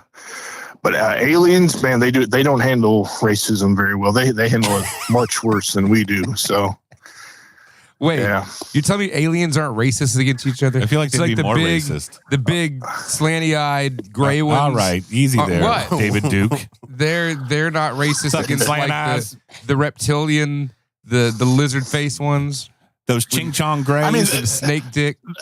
Fucking They all lizard cooperate alien with each other motherfuckers. because, you know, again, most of them are fairly like hippies. They want to get along to go along to get along. Except But for the man, you get 'em- Gorlaxes. so Behind, Gorlax. you get them behind closed doors and they'll tell you a thing or two, and it's like, wow, that's really offensive. where does like Santa in his like ilk in his like where does he fall on the spectrum of all this? Is he human? Is he magic human? Is he a human that's just in touch with the old ways of using magic? Is he an extraterrestrial? Is he in communion with extraterrestrials like Christopher Walken and Whitley Strieber? Like where does Santa fall on the echelon of extraterrestrials to humans? You know, that is a good question. I have no idea what powers or energies or personages that he can communicate with. I just know that he does have an interdimensional parasite that is fixed or latched onto him that has given him his life and energy, and So it's a good parasite. allowed him to live for centuries and allowed him to do the things that he has done. I mean, he's gone through some like very dangerous temperatures. I mean, the places he travels, the things that he does. Does he? Does he It's have a lot of dangerous. plastic surgery? It sounds like he'd have a lot of plastic surgery. He doesn't need it. He has No, the old ways. like, he has this, like, it looks like almost like an insect thing that's like on his back. It's not a giant thing. It's So not like a Elmer. big shell or something, but Interesting. what? Elmer from Brain Damage.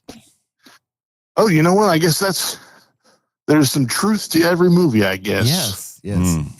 So Wow. They tell us that's- everything. So Brain Damage is a Christmas. So movie. he's got like a dick worm parasite thing in Santa. That's what's happening to Santa right That now. makes him do goodwill and good deeds to all the No, it children in the doesn't. world. No, he has to do the goodwill, or else Krampus comes out. He gets the parasite gets full control. Does and he have a changes his shame body. cycle around Krampusing out, right, and like then the Hulk or does he werewolf. like Krampus out, and then he'll cry after Krampusing out because he's he's like, I'm so sorry. He, like, he maybe wakes up, he's eating a reindeer. I feel like, I think he needs it. I think he does need to talk to a therapist. I feel like he hasn't really It's reconciled almost with his other half. I 2025. feel Why would Santa not have a therapist at this point? He's got to be pretty Everyone has a secret. therapist now. He has an on-site He's elf like a therapist. boomer. He's one of those boomers, non-therapist boomers. Like, I don't need to talk about it. I don't believe in psychology. yeah. yeah, barely all you down. know, we They're live all in a day and half-assed. age where people are wrestling with their identities. Why the heck can't Santa just come out and say, you know what, I have a raging homicidal personality that I keep at bay by doing goodwill. I think we would all accept him, you know? I think that's the best medicine for a raging homicidal personality. I just say let it out on all of society. You're very That's edgy. just me. So edgy. Very edgy, Adam.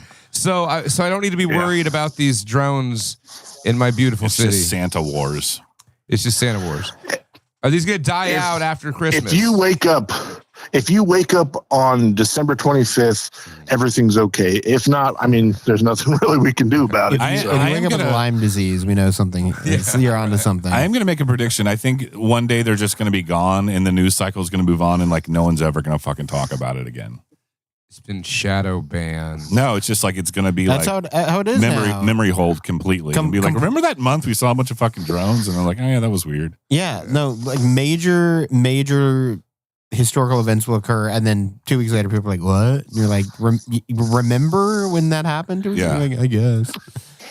Well, do you remember back? I think it was in 9/11? What? Afghanistan. No, do you remember in Afghanistan they found that weird aircraft part, and the U.S. military got all embarrassed. It wasn't even the U.S. military; it was an extraterrestrial craft that had crashed there. But of course, the U.S. military wants to take credit, like, "Oh, that's our advanced technology." Yeah, there is something to that. Yeah, there is something, even the Nazis were into going after like old esoteric artifacts. Like Indiana Jones is kind of sort of based on real endeavors they were by the all Nazis. into that. The Thule Society and all that shit. Whatever fucking weird magic wins by whatever means necessary. Oh, ancient technology. Spirit of Destiny. Yeah. I played Wolfenstein. Yeah, exactly. Dude. Wolfenstein. That's why I'm ready for the Indiana Jones game, because it's by the people who made Wolfenstein. Oh, that's a good. Fuck yeah. What are your thoughts on Indiana Jones? Was he an actual person like Jesus or a fake person like Jesus?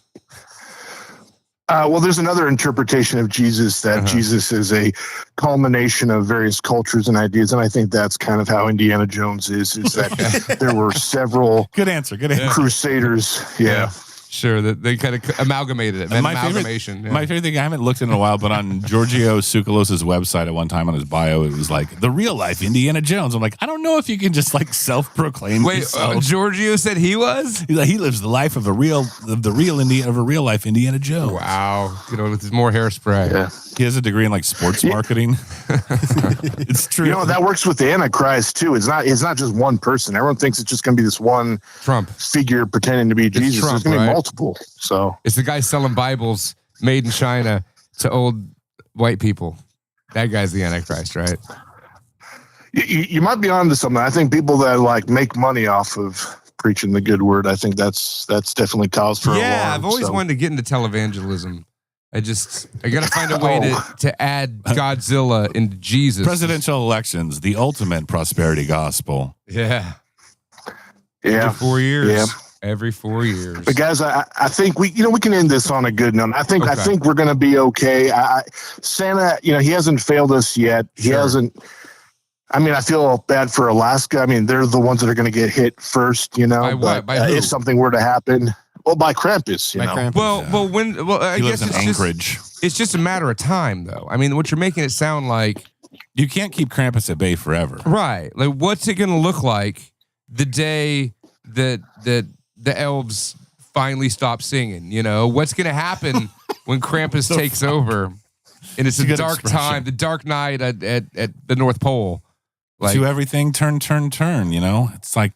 That time's gonna come. I wonder how long we got. Once that happens, what is the? It doesn't matter because is it minutes? Is it hours? There's nothing you can do about it. Is it months? Well, guys, that's why I always want to encourage food storage and supplies. Like, get you the 40-ounce cans of chili, get the nacho cheese sauce. Okay. Is there Krampus? The foods that are going to be really hearty. What was that? Yeah, in the age of Krampus, we need to prepare. Is there some kind of Krampus-related preparation we need to do? Yeah. How can we protect ourselves from Krampus? Is he going to rape us anally? You are really no, he's not very curious about that. No, he's really, really old. He's not even interested in sex anymore. He doesn't take Blue Chew. No. What is the Blue Chew? Is boner pill. Is boner pill? Is that what it is? Yeah. Okay. Those things Rhino 5000. Those things wouldn't work on him. They wouldn't work on him? How much drugs would Santa Claus need at this point in his history to actually get a full-on, hard-on boner? I think he would need to talk to a sorcerer or a witch at this point, because he would basically need to die and be reborn type of a situation. Oh, wow. Okay. He can only get hard off the blood of reindeer. I don't even know if that would work. I mean, it's an aphrodisiac. he looks at his reindeer a lot. I don't get why he looks at his reindeer the way he does. But this is the age of Krampus peeping its little head in. It's the only way that Santa can get aroused. Well, I think that you've kind of quenched some of my fears. You put us in a very 2024 holiday season. Yeah, but then you've also given me new fears I didn't even know I needed to have. So thank you for your input and your wisdom. This might be a little bit Hallmark hokey, but if we keep the light in our hearts and love for each other, I think we'll be okay. We may not be able to stop his rampage, but I don't think he can kill all of us. And I think we can band together and really build a unified community that isn't built on hate or violence, but on just vanquishing evil. Right. Just kind of trying to live in the face of the Krampus. Yeah. I think that'd be a good apocalypse.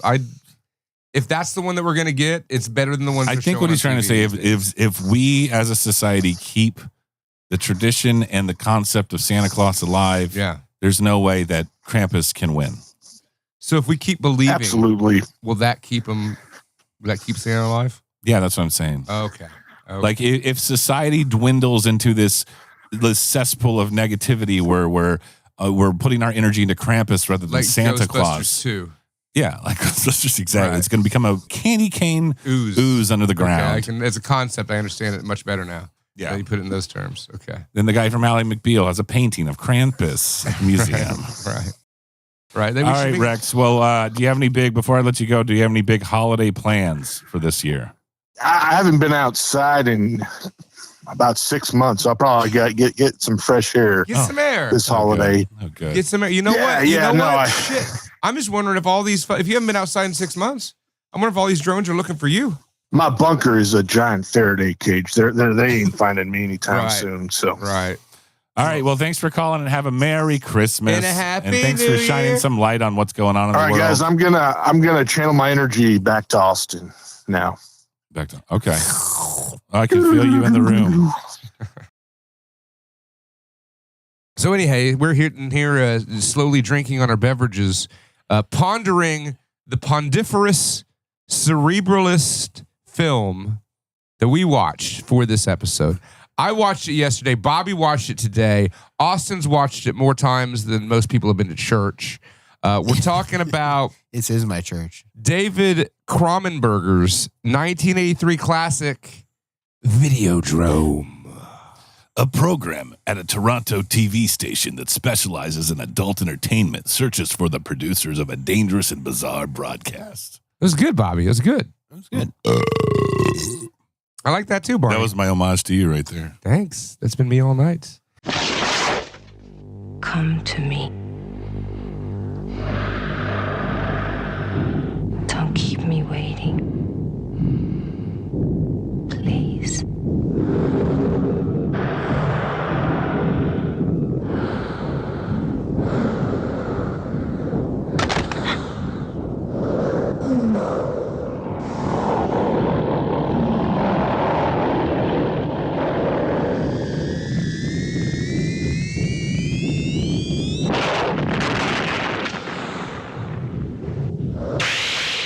Videodrome.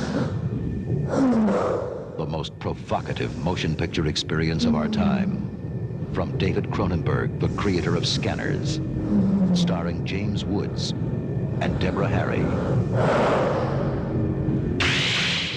First, it controls your mind.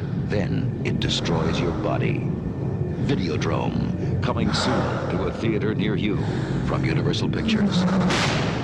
1983's Videodrome. That was pretty good. Directed by David Cronenberg, starring James Woods and Debbie Harry of Blondie fame. This is the second Cronenberg film we've watched in this body horror Halloween. Before we jump into this, I just got to ask, is James Woods looks as on par with, like, could he pull Debbie Harry in real life? No. Dude, he's got the riz. I think Debbie Harry does have is the one of the riz. most has the riz. insanely attractive people I've ever seen. It makes Debbie me Harry's hot. viscerally angry. And I don't think James Woods is, in anybody's mind, one of the most attractive people on the He's planet. a sex symbol. Well, Lester Diamond. He has that thing going on where in this movie, I think he's like 32. Right. But he looks like he's 45. Everybody in that era. Everyone in that era. But he's so fucking old. But also just the way he presents himself, the way he sits, the way he smokes a cigarette. It's a man. It's like a man. Yeah. Yeah, exactly. Yeah, and yeah. and that Man. is attractive. Yeah, you're he's like, a manly oh, you're man. like a man. like, oh, he doesn't have Crocs on. Right. Yeah. Like a little later in the movie, which we'll talk through the thing, but he asked Debbie Harry out like very directly, and I'm like, oh, I think I would say yes. Yeah. He's like, can I ask you out? And I'm like, where did that go? What happened to that? Well, not like, should I ask you out? I have many comments on that exact thoughts on that exact scene. But should we get into it? Should I ask let's you? get into it. Should I ask you the question, Adam? Sure. What is 1983's Videodrome about? It's about this guy who runs a TV station named Max Wren, who you know as Jimmy fucking Woods. And this guy's looking for the new thing. He wants that new dirty thing that tickles the pickles of the masses just enough to get them to keep tuning in to Channel 83. I like your riz on this description. Yeah. So he's making deals. He's going backroom 6:30 a.m. deals in weird shoddy hotel rooms with Japanese men buying softcore samurai porn. Called Samurai Dream. Samurai Dream. I was like, oh, Adam would be like, this isn't like, you're exactly the person who, like, you'd be stoked about it. Oh, and you'd be fuck like, yeah. This is a little fucking tame. It's a little isn't it? soft. It's a little soft. You know? Well, that's what his complaint about it. Right. Exactly. Is he's like he kind of lackadaisically smoking a cigarette. They're watching a Like a woman. fucking man. A woman walks up to this little kimono statue, and she takes the kimono off the statue, and it's revealed to be a wooden dildo. It's a dildo. And then he kind of lackadaisically, It's a dildo. It's just a surprise dildo. And he goes, Surprise dildo. "Can we get away with it? Do we want to get away with it?" Right. And I love that line. It's like, do we want to get away with it? And it's like, yeah, probably not. It's just some softcore Japanese porn. Right. It's not even worth wasting our time. Like pushing the buttons over this shit. Yeah. You Now, know? not to put the cart before the horse, but what is Videodrome? Like, what is it? It's a It's frequency? Is a program? Wait, you want us to really explain what Videodrome is at Wait. the beginning of this? No, I mean, maybe I'm planting that seed It's now. a TV Yeah. show. It's Well, a TV show. it is that, but it's something else. Yeah. I We'll get there. I'm rattling my paper Okay. notes here. Austin, you have notes. You're just itching. You're foaming at the mouth. The Let other- it out. Let's hear what you got. The other line I love in this scene is I feel Oriental sex is unnatural. This is filled with banger lines and scenes. It has a lot of great one-liners, great just weird, odd, off the wall shit. Yeah. Now, keep in mind this was put out in 1983, and I would say that prophetic is a term Yes. I would use to describe this Yes. movie.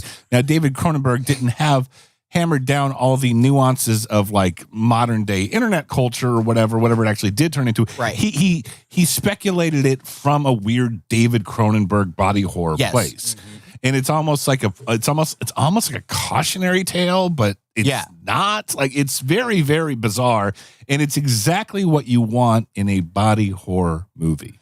In the thing about the prophetic nature of this film is that it does not touch on the internet specifically, but if you were to replace television in this With film phones. with internet or phones or screens, Just this movie a medium of could come stimuli. out now, and it would be as pertinent and prescient. See, I think if you did it on the internet, it would make it not as. It would make it as It like it's almost like too on the nose, Exactly. or like, yeah, we talk about this like this is like in the news, right? Yeah, they're is- banning TikTok or they're banning the social media for like kids in Australia right now. Yeah.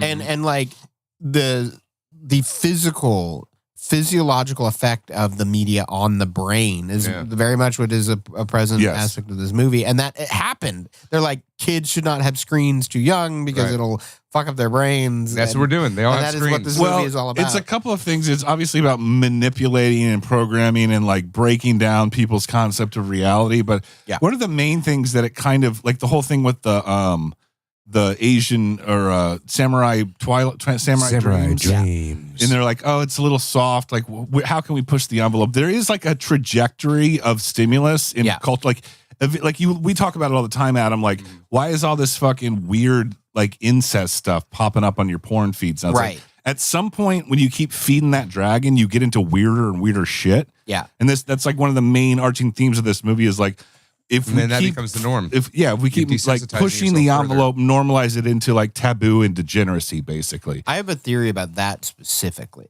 Oh, yeah. My theory is that it's a snowball effect where Like where you cum in somebody's mouth and they spit that cum back into your exactly, mouth. Snowball yes, effect. Right? Yes. Yeah. Are you offering? No. Oh, okay.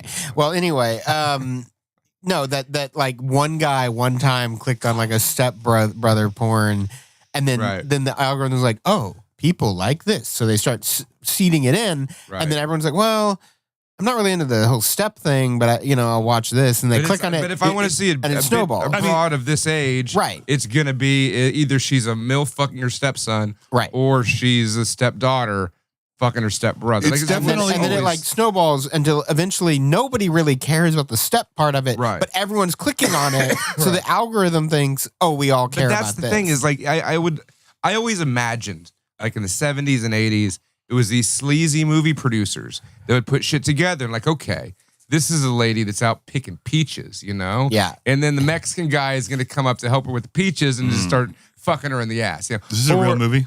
No, this seems like a porno from the 70s. It's called or The 80s. Peach Pit. Picking The Peach peaches. Pit. Picking peaches with the peaches, and she had huge jugs, peaches.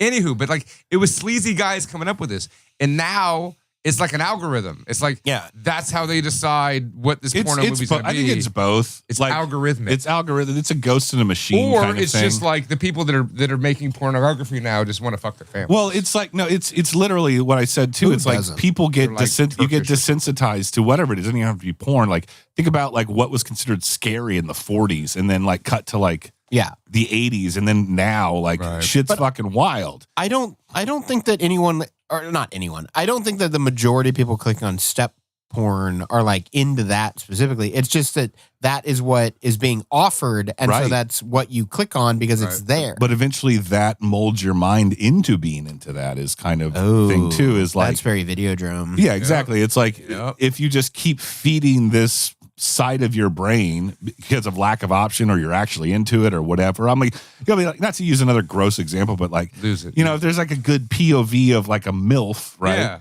And I'm like, all right, don't talk about like how I need to finish my homework and shit. Right. You have to like just show me but I want to hear it at the same time. And I'm just like, so it's like, it's about rationalizing those taboos until it becomes like normal in the society. And what I was going to say about when he asks her out to dinner at the live showing, it cuts to them like not that long after, and it's like very transactional. It's almost like what we consider like a Tinder date. It's like he didn't like wine and dine her. It's just like a given. She's like scrolling through. She's like, "Do you have any porno? Like I'm here to fuck, right? I'm not here to fucking be your boyfriend or girlfriend or whatever." That felt very adult to me as well. Like that's something that doesn't exist now, which is like in movies in the 70s, you just see like two people be like, do you want to come up to my place after like they met for 5 minutes, and then the woman's like, yes, I will do. And it's just like, oh, it feels like very foreign to now.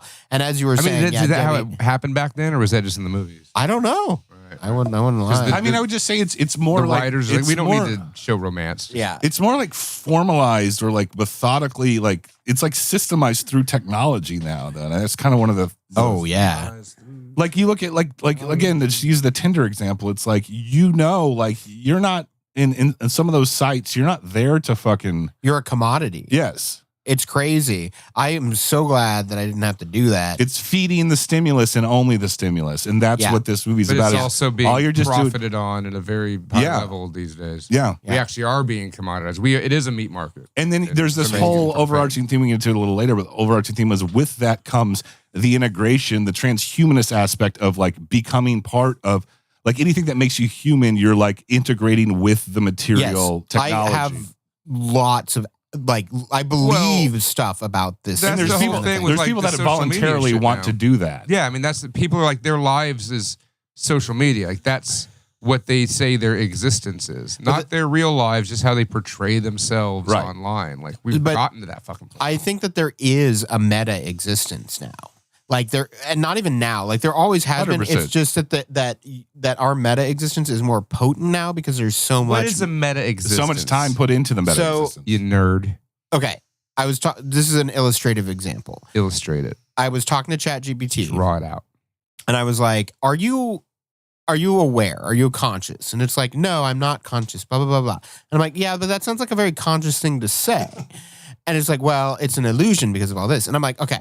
And it's essentially saying, I don't remember any of this crap. And I'm like, that's fine, but your meta existence, the text thread that we're having together is a real conversation. I am learning things. I am having thoughts that you are sparking in me. It's real. It's actually real. Well, you're saying that the result's the same whether that he's... Exactly. Yeah. The result is the same whether or not... What are you, Joaquin Phoenix? You got a crush on Siri or something now? Does it sound like an Australian man? That's a very similar theme to what you're talking about. Yeah. It's just a less weird, gross version. Yeah, than Videodrome, but yeah. But exactly, like, and then... Are we going to jump around or are we going to go in order?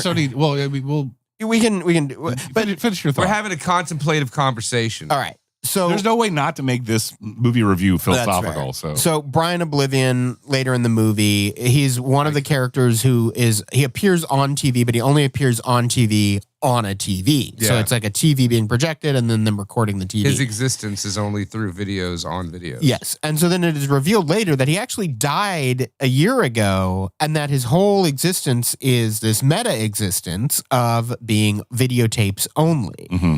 And when I first watched Videodrome, that hit me so fucking hard because we have all again, it's that idea that we are leaving behind digital splooge everywhere. Yeah, I'm just jizzing on the wall. And what is the functional difference between if you make a Facebook post and I'm reading that, engaging with you as Bobby, what is the difference between that object or that artifact and then your actual existence? Well, you're literally the short answer is you're literally whatever it means, you're stripping the authentic humanity out of it, right? Right. It is, but it isn't. But what you're arguing is okay, so let's say all of our online behavior and even that our meta existence is not us because us online is not us in this room right now either. But that's what this movie's about, is don't be afraid to let your body die. Yes. And transcend and go into the meta. Which is literal transhumanism. And the guy that leads Videodrome or whatever is into that shit. It's not this it's not just this let's program this guy or eventually the masses into accepting this fate voluntarily. He's he's doing that himself. Right. That's his religion. The thing is, if they started that in 1983, do they have us all by now? We're all looking at that signal at all times. Well, this isn't based on a true story, Adam, but a lot of the ideologies in this are real. Well, no, and that's what he was saying. It's all real. So another part of this movie that's super mind-fucky is Brian Oblivion died because he got a brain tumor. And ostensibly, the idea of the film is that the Videodrome is a television program that was created to send a signal to induce a brain tumor in the recipient that then allows them to program that person to do their bidding. Right? Hey, AI, write me the most David Cronenberg plot to a movie I can think of. But Brian Oblivion says, I believe that the hallucinations cause the brain tumor, not the other way around. Yep. And what's so fucking crazy about that is that when we our phones are actually physically impacting our brains. Mm-hmm. You get into repetitive Pavlovian patterns with your phone. Yep. And you are actually changing the neurochemistry of your brain by looking at a fucking screen. 100%, but let's take it up even another level. They say a lot of times, bam, cancer, Emerald Lagasse. Yeah. Bam, tumor. A lot of times, one of the theories, I don't know if it's a theory or if it's proven or whatever, it is grumbled about though, is cancer or tumors are a product of a lot of stress or malnutrition or whatever. Yeah. So if you're creating this environment, right, where that level of stress or whatever the fucking what do they call that shit? That the chemical in your brain when you're in fight or flight. Adrenaline. No. Endorphin. The one that makes people violent. I can't think of the word right. Yeah. Shit like that. When you're constantly fluctuating back and forth and being manipulated by technology, that could cause the fucking cancer. Right. Because your body's going I don't know what the fuck this is. We just need to self-destruct at this point. Yeah. because you're so far away. You're so far removed from like our biology is meant to like wander around on the plains and like shoot fucking deer and like live in communities of 200 people. Right. We were not built. And this is what's fucking crazy. Not only were we not built, our brains were not meant. They weren't meant for anything, right? But they certainly weren't meant for the inundation of stuff that we have now. Overstimulation. I live in a constant state of overstimulation. I admit it. I love that. That's the currency is the economy for your attention. Yeah. Is what in on top of that data harvesting. So we're in Videodrome right now. Oh yeah. That's what I'm saying. They've been getting us for years. Maybe we were built for it, man. Maybe we were just like dropped off here in the past, wandered the plains for a while, right? But really, we're used to being boxed up little slave things, building shit for our masters. So what happens is Max Wren is trying to find like that new thing, that new real dirty fucking thing. Yeah. And his guy Harlan that works for him, he's like a pirate. He pirates the airwaves, looking for lost signals out there. Which is such a cool job. Yeah, like job. He's got a big setup. He's got a satellite dish.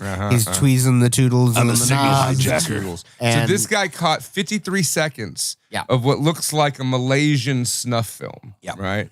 And so Max Looks is like. whoa, yeah. Starts watching. This is crazy. It's like just a wall in the back that's like clay, like red clay, and they have like I think it's electrified. yeah, they have women in like cattle prods and like ladies in like gowns. And there's like torturing them. One of them Abu Ghraib movies. So this is one of the things that that Max Wren's looking for, you know. But they think it's coming from Malaysia. Turns out it wasn't coming from Malaysia. It's actually coming from Pittsburgh. Yeah, which makes it a lot more scary. That this shit's happening. You're like, this happens in Malaysia all the time. This is just par for the course. But no, this is Pittsburgh. What I love is that James Wood sees the next most reasonable location for that kind of shit. I love that James Wood sees these women getting tortured and murdered on screen, and then his contact, who he was like, "Can you find where Videodrome came from for me?" She's like, "Max, it's real," and he's like, "I don't believe you. It's easier to fake it." Right. And I just love this concept that like. His response to this is to go like, nah, that ain't real. That's all a bunch of bullshit. Right. Well, I mean, but would it be easier to fake it? I mean, it seemed like it'd be easier to in my experience, it is easier to fake it. Well, that speaks to the theme a little bit too of like in my experience of like giving into the new flesh and abandoning the body or whatever. But like the content needs to be real. Like the content is favored, right? Yeah. When it's real. Mm-hmm. Right. Which is the irony of like the whole like, well, we could just integrate with this completely material world. It's well, like, at that point, when he's having that conversation, like he doesn't care if it's real or not. No, I'm just talking about the grand theme of the movie, though, not the character's reaction to it. I love in that scene when the woman, she's like an older woman, but like kind of one of those husky, sexy older women. Yeah, I hit it. And she's like, well, what are you going to give me, you know, to find this or whatever? And he's like, I'll take a shower with you. And she goes, I'm sure you are beautiful, but you are much older than I prefer. And then she eye fucks the waiter harder than I've ever seen in a movie. Was that waiter attractive? Because he just looked like a weird, ugly. No, he did not. She's got bad I don't even think he looked that young. Like the whole point of that scene is like everybody in 1983 looked like they were 40 years old. Right. He was probably 20 and he looked like he was 45. So it actually is quite consistent. He meets Nikki Brand on this interview that they're doing. He picks her up on Nikki the TV Brand, show that we were talking about before. Yeah, Nikki Brand is played by Debbie Harry. Oh yeah, Blondie, and she likes it rough. And she likes it rough, real rough. She's like, "Hey, poke take your knife in and cut me a little bit." And he's like, "What the fuck?" Again, going back to like you've played all the acceptable normal stimulus and you've rawed yourself out. You've just beat your dick, metaphorically speaking, so hard to the regular shit. Dude, we are in Videodrome. Yeah. You move on to fucking, it plays with that line between pleasure and pain. Like, as long as it makes you feel something, it doesn't fucking matter. Right. And that was her conceit. Yeah, but I've always liked getting slapped around. I mean, I don't want you to cut me a little with your knife or anything. I mean, it's like the great Bradley Noel from Sublime said, fucking fighting, it's all the same. You live with Louis Dogs, the only way to stay sane. Am I right, fellas? She like puts a cigarette out on her tit. He's like, don't do that. And she's like, I don't. Like, I feel something. So Debbie Harry is going to go to Pittsburgh and audition for Videodrome. Yes. Because she's just like, She's fucking into it. beat me to death. She is very horny for violence. She's like, oh, if you cut my throat while I'm coming, she's fine with that. Well, and before we move on, What a great Christmas there was episode. one more line that I think is really pertinent to the theme of this movie. I'm glad you took which notes. is while he is talking to the husky MILF lady. She a MILF. I don't know if she's a MILF. Well, I did it. But anyway, she's basically like, look, this is torture and murder on screen. And he said, better on the screen than on the streets. And like, to me, that is like his justification for why it's okay. Right. But it's kind of like something he's just telling himself, right? Yeah, like, oh, better on the screen than on the streets. It's like, yeah, but the kind of conceit of the movie is it goes to the streets. Like, even though, and it's one of those things where like, is violence in video games a bad thing? Nope. And like, well, that's the thing. No, but is there better really on the not screen than on the streets. Right. Yeah. Right. Sometimes- so it's just something to noodle on. Sometimes when you scratch an itch, you can scratch for too long and too hard, and eventually you're starting to bleed out. Exactly. It's like kind of thing. Like the kids, I would obviously rather kids Like play my Call ass. of Duty than actually be in war. But is it But Call of Duty scratches some primordial urge to Yeah. fucking go shoot people. Yeah, and yeah. trains you and like, and don't get me wrong, I'm not advocating for like But see, censoring that's video the games or thing. anything. Why do we have a primordial urge to shoot things when guns were only invented? Well, in like kill the last... things, whatever it is. Right. I mean, we saying still have evolutionary. I'm sure we have evolution. we're the slave race There's, of an ancient species. You know when you go to urinal and there's like a target there? Yeah. That's all based on like evolutionary psychology. They know like you're going to be inclined not to piss all over the fucking floor. You're going to want to like more likely try to hit the target. Shit like that. It's like a little mini game for your dick. Yeah. It is. I love it. Or when there's ice, I want to melt the ice.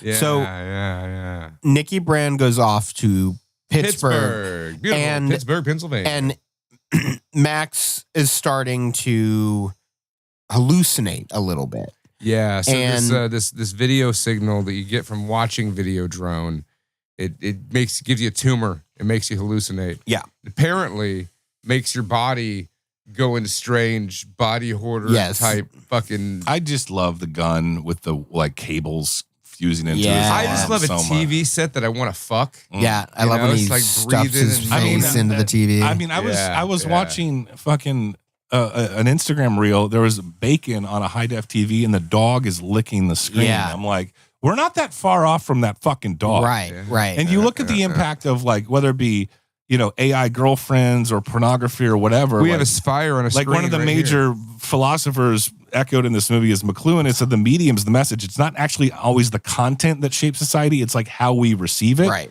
So like, for example, if you build a culture via your phone with transactional, Tinder type stuff, pornography accessible at all times, AI girlfriend stuff, you can scratch those itches, and ultimately the impact is like lower birth rates, like less people are getting married, like, you know what I mean? Or like more incel culture, shit like that. This is what I was going to say earlier. So not only were we not built to deal with all this stuff, but there are actively people getting paid money to figure out how to manipulate you through all this stuff. Of course. So like, I have a friend who was a game designer and he quit his job because they were like, make these microtransactions more addictive to children. And he was like, 100%. I am not doing that. And like, it's crazy. They put brilliant minds on the topic of how do we get this game more addictive for kids. and These it's- free play games and- are not free plays. They're And just commercials. media is All a lot of commercials. ghosts in the machine shit, because it's like any cog in the wheel at some production company is just like, I'm just doing my job. Like, Yeah. we're just trying to figure out how to make more profit. And off- the algorithm behind and it then is like saying, do whatever this, the do force this. is driving that and making those changes in the culture or whatever, it's like, well, I don't know. I'm just fucking going to work, Right, right. You know what? Listen, man. What if? Let's say It's that the Nuremberg defense. that all the ancient aliens and shit. It's all time travelers from the future, right? So advanced artificial intelligence came back here a long fucking time ago, and we've been doing what the algorithms want us to the whole time. We already had Rex on the show. I mean, Rex, I are you definitely, listening? I definitely would entertain what you just said. Right. Yeah. No, I mean, I think I have a theory about aliens, which is if they do exist, they were here. Long before They were here long before we were, or they can't get here because there's no way aliens would happen to show up in the tiny sliver of time that we happen to be looking in the skies and knowing that exists. We've all moved on from the interplanetary model, though, right?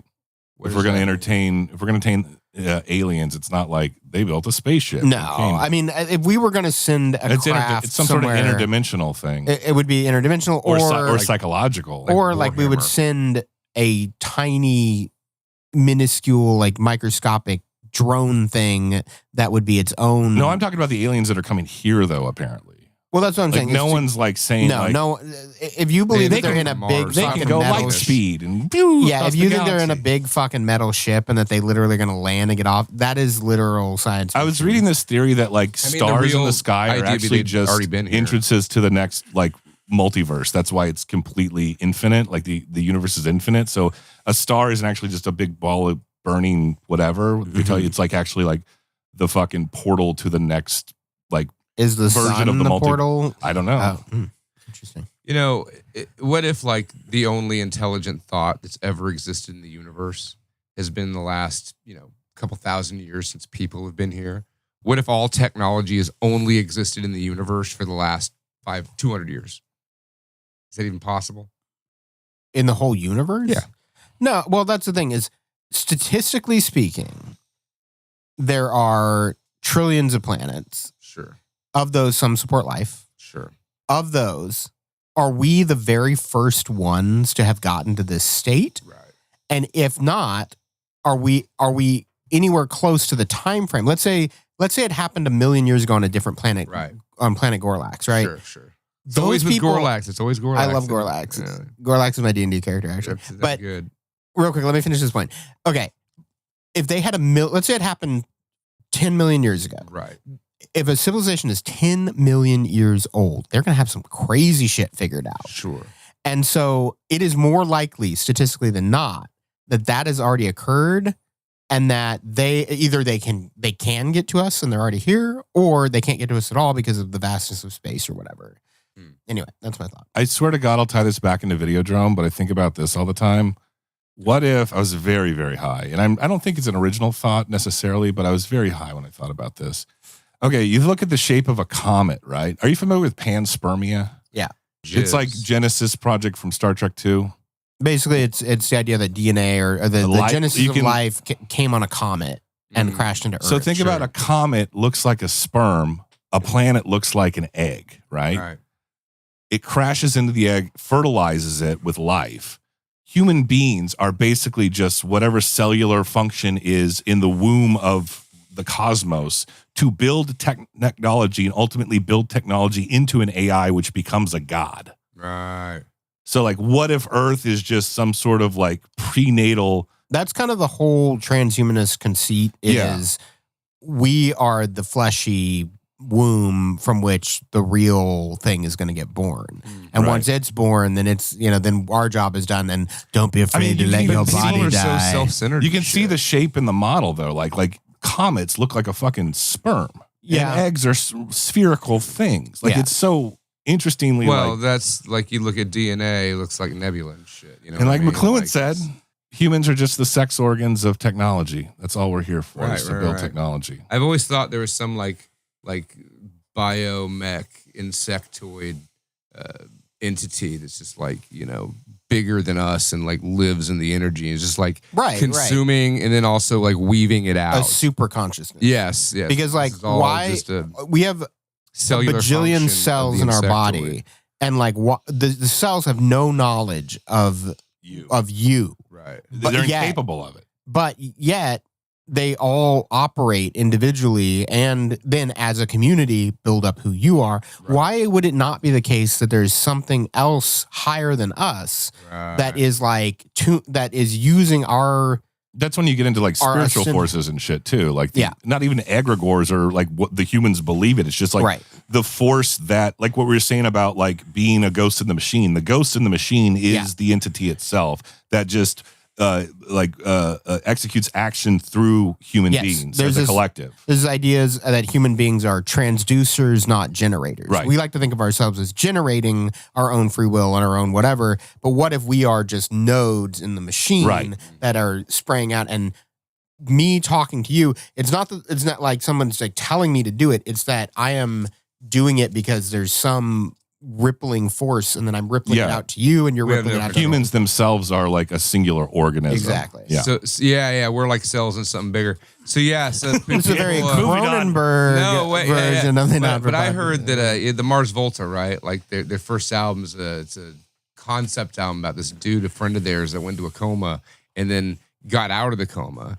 And when he got out of the coma, he was like, we are living in existence where there is a greater entity that is just devouring us. Like all of this is just, it's this misery, this suffering. It's all us just being devoured by some big thing. Apparently several people then you get into like the comas Matrix said that. stuff about like the entities feed off of our suffering or off of our fucking hardship or whatever. And then that guy offed himself, jumped off a fucking bridge. He's like, I'm done. Fucking killed himself. So there's that concept too, you know. Whatever it is. It's like Archon, Gnostic Archon shit, basically. Well, that's the thing. And like classic Archon. What's crazy? Fucking Archons. L. Ron Hubbard. Is that L. Ron Hubbard? No. The entities. Well, he fucking stole it and made it his own weirdo thing. Right. The Gnostic philosophy goes back like around like the dawn of Christianity. Oh. But the entities might love us and eat us. Sure. Who does that? Well, who has animals that they love and then go, all right, Bessie, go off into that building, man. If you have to, or who's to say there are certain subsets of animals that we intentionally do not become affectionate for, so we can eat them, and then we have dogs in our house. We're like, we would never eat our dogs.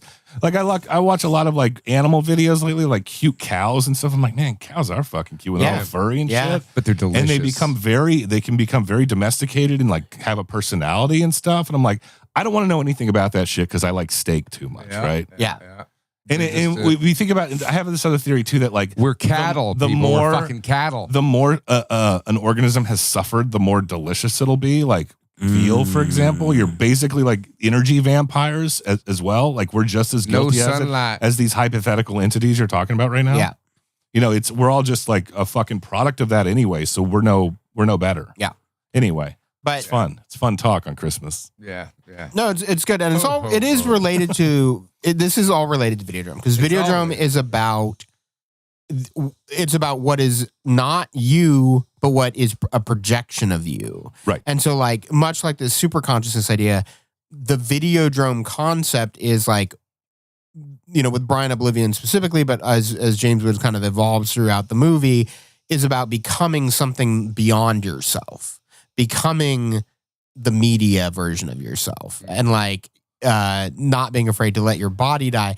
And again, it all ties into all this crap because the transhumanist conceit is like, yeah, don't be afraid to birth the Antichrist, the crazy fucking AI. Yeah.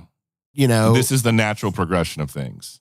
Yeah. They're openly embraced. Like, yes, I would like to upload my consciousness to the fucking grid and live forever kind of thing.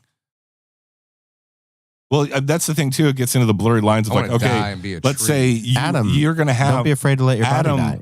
You have an online footprint, and fingerprint, and profile, and like we could, based on your searches and what you've put out there into the artificial Akashic record that is the internet.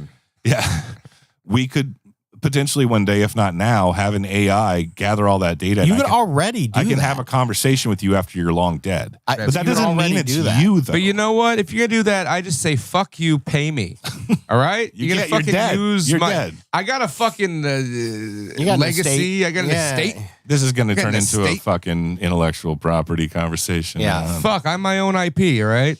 I don't know, fucking Facebook, just because I clicked agree doesn't mean Zuckerfuck owns shit. Yeah. Fucking, that's exactly what it is. Zuckermorph. So it's a fucking alien. Data. I don't think we need to go like in order, but I did. No, we don't. I got some wanted to talk. You've been talking a lot. All right, fucking chill out with your notes. I want to talk about the cathode ray mission. Be nice. Oh my god, I'm getting Belushi. You gotta be nice to Austin. For this. You got 2 Belushis. I got 1. Austin's got 1. I'm kind of pissed that I'm Belushi'd again. But Belushi. This is taking care of business. That's a good taking Belushi. Care of business. That's a good Belushi. Jimmy right there. Dworsky finally got a life. somebody else's. It's a double feature, good double feature with Videodrome, which is the topic of conversation tonight on the Not For Everyone podcast. Does Charles Grodin played like an annoyed, yes, like Charles Grodin, yuppie type? Yes. Yeah, he made a whole career out of just being Charles annoyed. Grodin. It's yuppie. the same character from Clifford with Martin Short and Beethoven. Beethoven, Yeah, the fucking Beethoven's dog second. with the fucking dog. Didn't he become like a talking head eventually, like on news shows? Like Brian Oblivion. Okay, so what was your My question is this. We get to a point in the movie where we understand that he's hallucinating. Yeah. Okay. But this is where the body horror comes in. Yeah. Where there's literally let's just say a videotape sized opening vagina looking It's a vagina. hole It is in his straight up a stomach vagina. that he puts his gun into and leaves his gun inside of himself. Yeah. Do you Is think that it a was intentionally hallucination? supposed to be vaginal looking? Yes. You think they were going for that? I mean, they birth have a of new- TV that's like breathing and moaning and orgasming while it's being flailed with a whip. So Yeah. I think that, yes, I think it's a hallucination in the sense that they say explicitly later in the movie, they're like, 80% of your existence right now is hallucination, right? So maybe he didn't put the gun into his stomach vagina, but maybe he put it in his pocket and then, viewed was it like, as pulling out of his Okay. stomach vagina. There's that. Sure. There's that. I can agree with that. There is a whole great scene where he's looking for his gun and literally can't find it. He's like looking under the couch. yeah, it's so fantastic. It's great. But then later on, when he's under the control of the Videodrome elite, we find out who the people are that are behind Videodrome and what the real reasoning is. It's not just snuff films. It's actually a trap to get him. Is that the fucking videotapes they keep putting in them? They're like, we're going to give you orders. Yeah. I'm going to forcibly put a videotape inside of your vagina. Bobby, your hands up. I'm suppressing my the buffet of conspiracy parallels in this quite a bit on this episode for your sake. Sure. But I will say what's interesting about that, it's very like MK Ultra-esque, only the programming is literally a program on a fucking tape that they're putting into his stomach vagina. Right. And they're turning him into a crazy lunatic fucking Manchurian killer. candidate. Exactly. Yeah. It's great. Totally Manchurian But candidate. the program is literally a program. It's fucking chef's kiss. I want to rewind just a little bit to the cathode ray mission because I think this is one of the most Cathode ray genius mission. parts of this movie is that James Woods goes to find Brian Oblivion and Brian Oblivion owns a church called the Cathode Ray Mission. And what it is it is it's like a homeless shelter where they are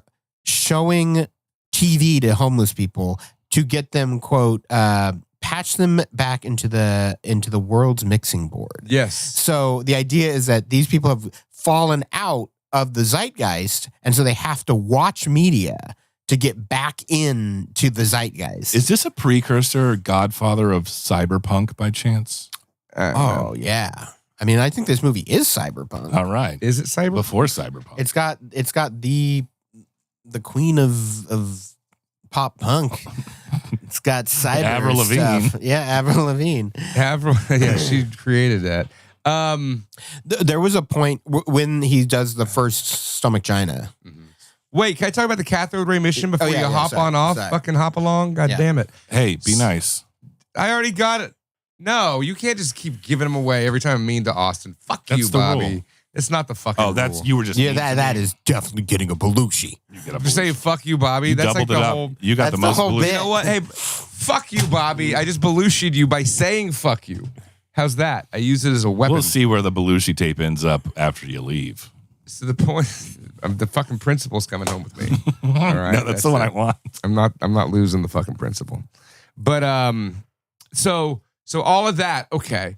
So it was just doesn't answer my question though. It's like the literal sticking a tape in the stomach gina, right? Yeah. But, oh God, I was talking about the church. The church, right? So the church, like it looks like the church's inside's nice, but the walls between they're like little booths. It's like cubicles. It's like cubicles, exactly. But the cubicles are made out of like shitty cardboard. Yeah, And they're like it's like a bad hospital graffitied on. shanty cubicle. Right, thing. they're like giving the bums orange juice and just like tuning them into the weird shit on TV. Looks They have like a- people with clipboards are like watching, going, It looks like a VA. And then they go up to Brian Oblivion's office, and it's like, I don't know, it's what I imagine one of the tutors, like those famous rich aristocrats, The Tudors. their rooms would look like, with like tapestries and statues of the Saint Anthony. You know what I mean? It's like this whole decadent house. We're downstairs where the bums are. There's cardboard with fucking graffiti on it. Just like real life. And he looks down. He's like, nice view. It's fucking great. So they say Brian Oblivion hasn't had an actual conversation in 20 years. So he's just like a recluse that's just like this recording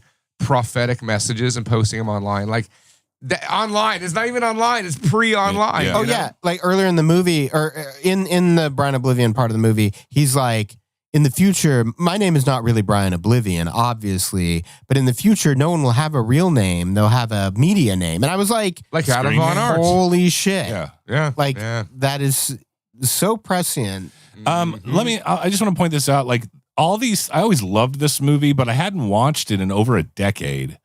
And like now watching it in 2024, it's like, holy shit. Yeah. It's like on a whole new level, like as this shit unfolds that we're, at the time I was like, yeah, that was a pretty cool like media commentary, but whatever, that's never going to happen. Right. Well, when you think about the existence of Brian Oblivion in the movie, he has his daughter that is playing the tape. Yeah. So there is still another active participant that would have to be there to do it. Right. But nowadays, we don't need another person. We have AI that could use these videos that somebody has recorded to just have this meta existence that somebody's been dead. Did you know David Cronenberg studied biochemistry before he switched to filmmaking? That makes more sense than anything I've heard. Yeah.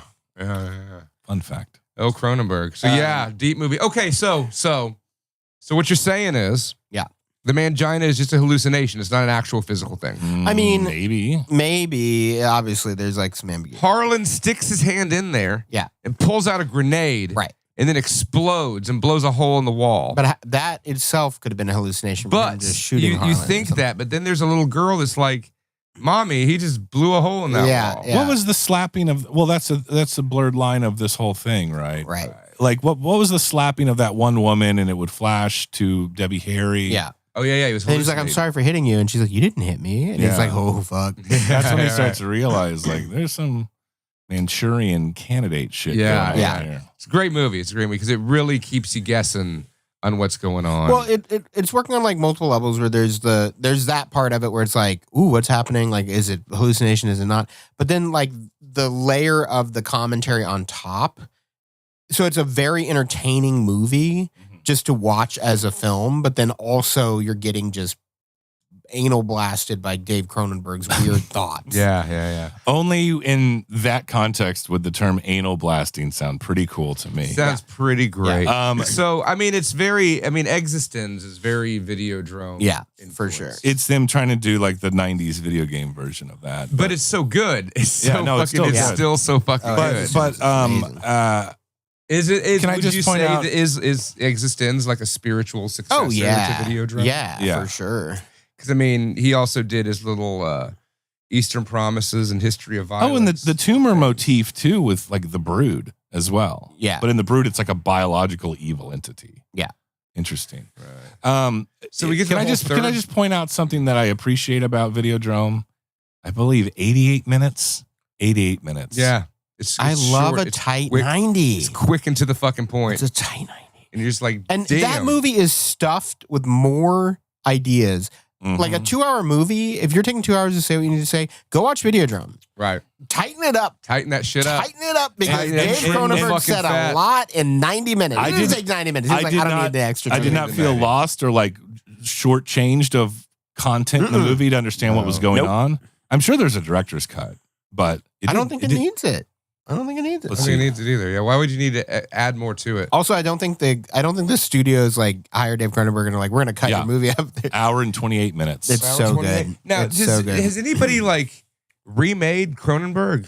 Are there any Cronenberg remakes? I don't. I just feel like they're trying to remake Possession, and I'm like, you can call it whatever you want, but you can't remake the film. It's too insane. Yeah. That should have been on the list this year too.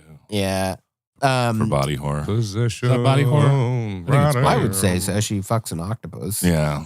Yeah. And she has mini fluids coming out of her vagina at one point. So. Yeah. And it's a commentary on Eastern Europe. Possession. I could talk about it, but So getting into there's one particular scene in the third act of this movie that I think the third act. Let me describe it. Yeah. Let me say it for the third act. So the third act is we find out Brian Oblivion's not really alive, and then we get introduced to another character where Brian Oblivion was killed by his partners from Videodrome. So who's behind Videodrome is this guy named Barry Convex, which is just a great fucking name. He makes glasses. Barry Convex. And he alludes to these glasses as like being top secret shit. Yeah. And like, is he just being like a smart ass? Has really got some like they live shit going on? You know what I mean? So Barry Convex puts this weird helmet on.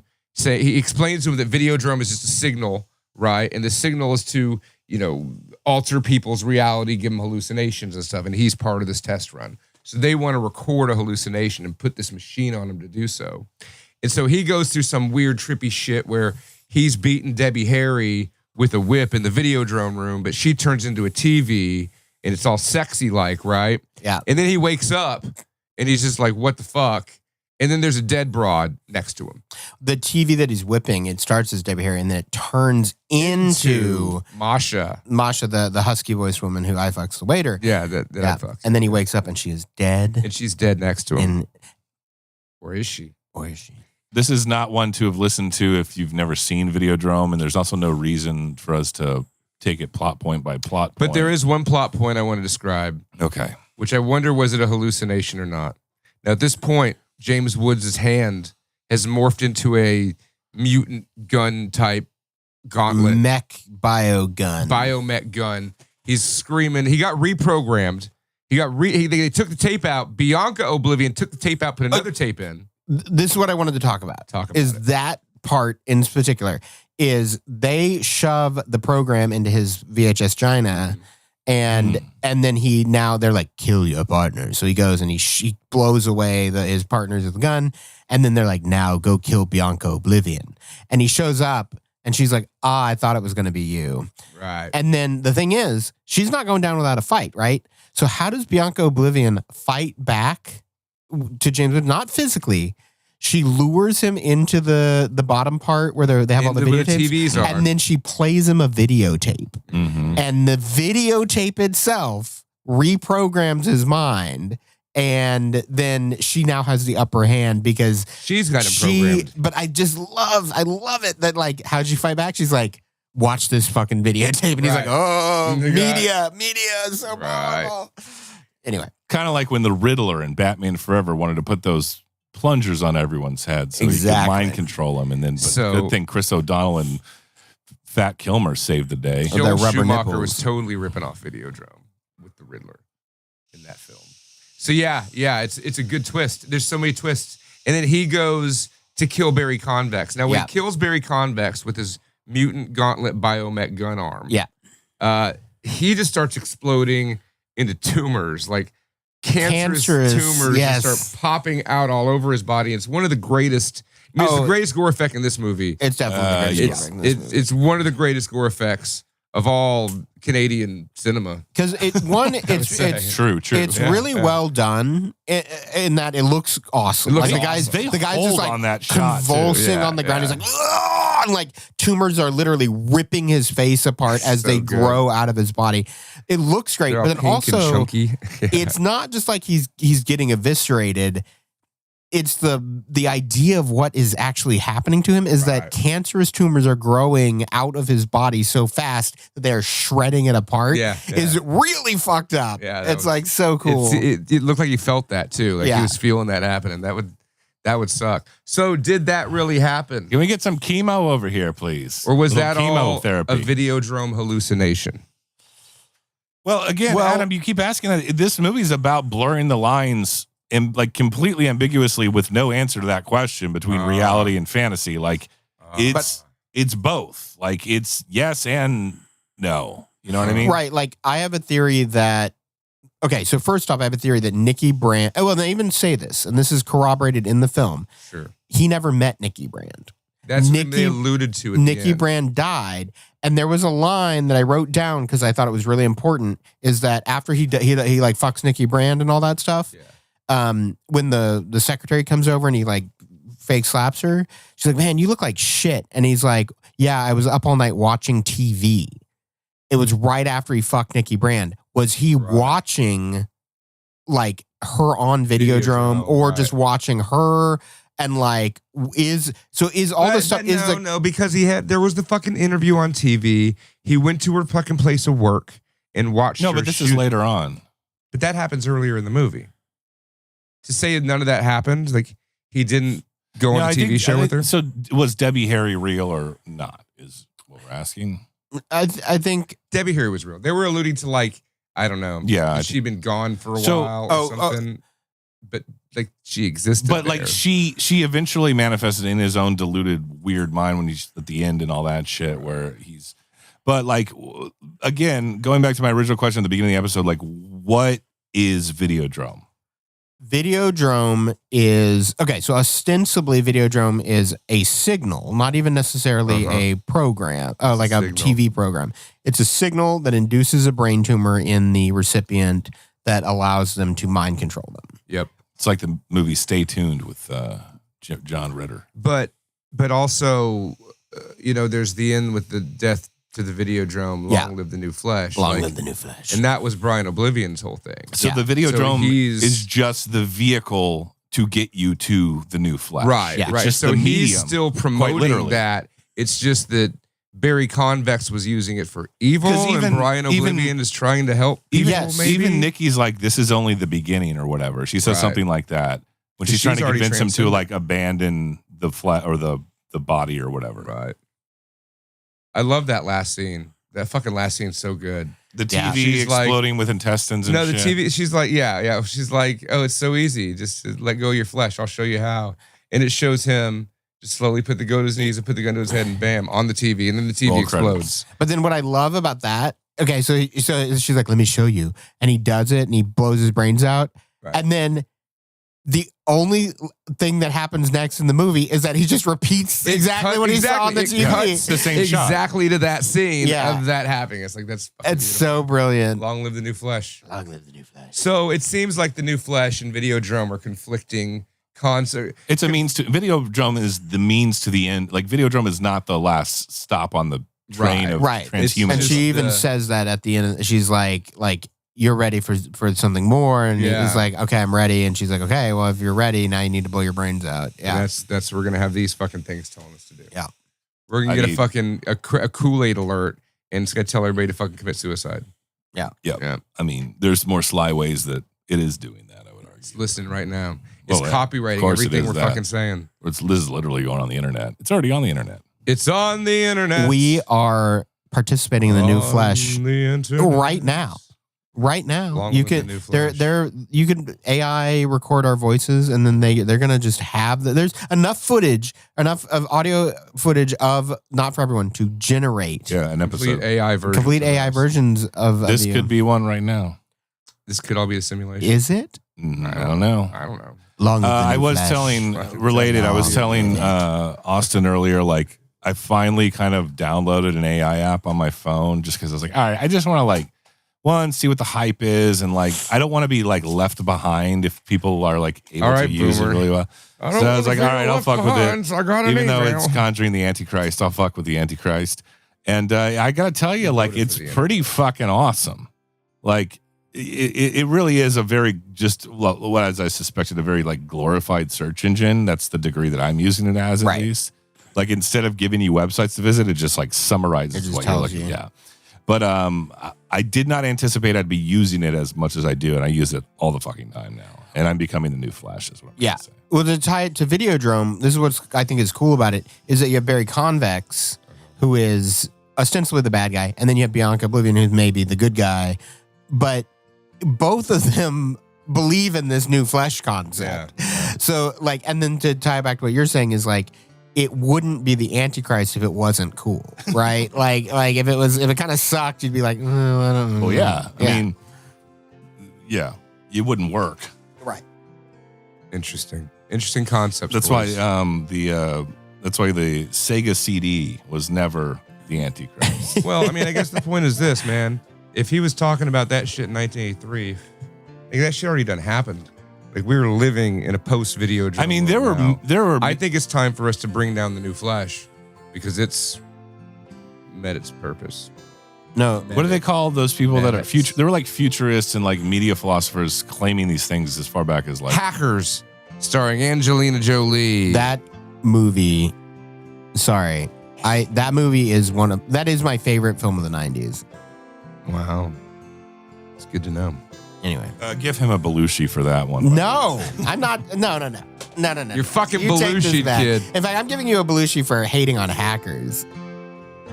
What do I have? Wait, why do I have this? Because you hated on hackers. What if I tell you I love the net with? Then you get canine. I'm not giving you the fucking principal. All right? It's not happening. This one's coming home with me. Now the goal is to offend Adam so much that he hands me the principal. It's not happening. You couldn't do it if you wanted to. Well, I think not even if you we've- tried. I'm crude, I'm rude, and I'm a dude. I think we've beat this stomach vagina. We really chapped it. Hammered that thing home. Giving it a bow-legged for a week. It squirted we got stomach bile all a few scholarly times. on this one. I Well, like there's it. no way not to on this movie. Yeah. Otherwise you're like, and That's the thing about a Dave Cronenberg movie is just they're rich. They're very rich, like a rich cake. Yeah, it's like Yes. a cake that's very rich cake. really thick.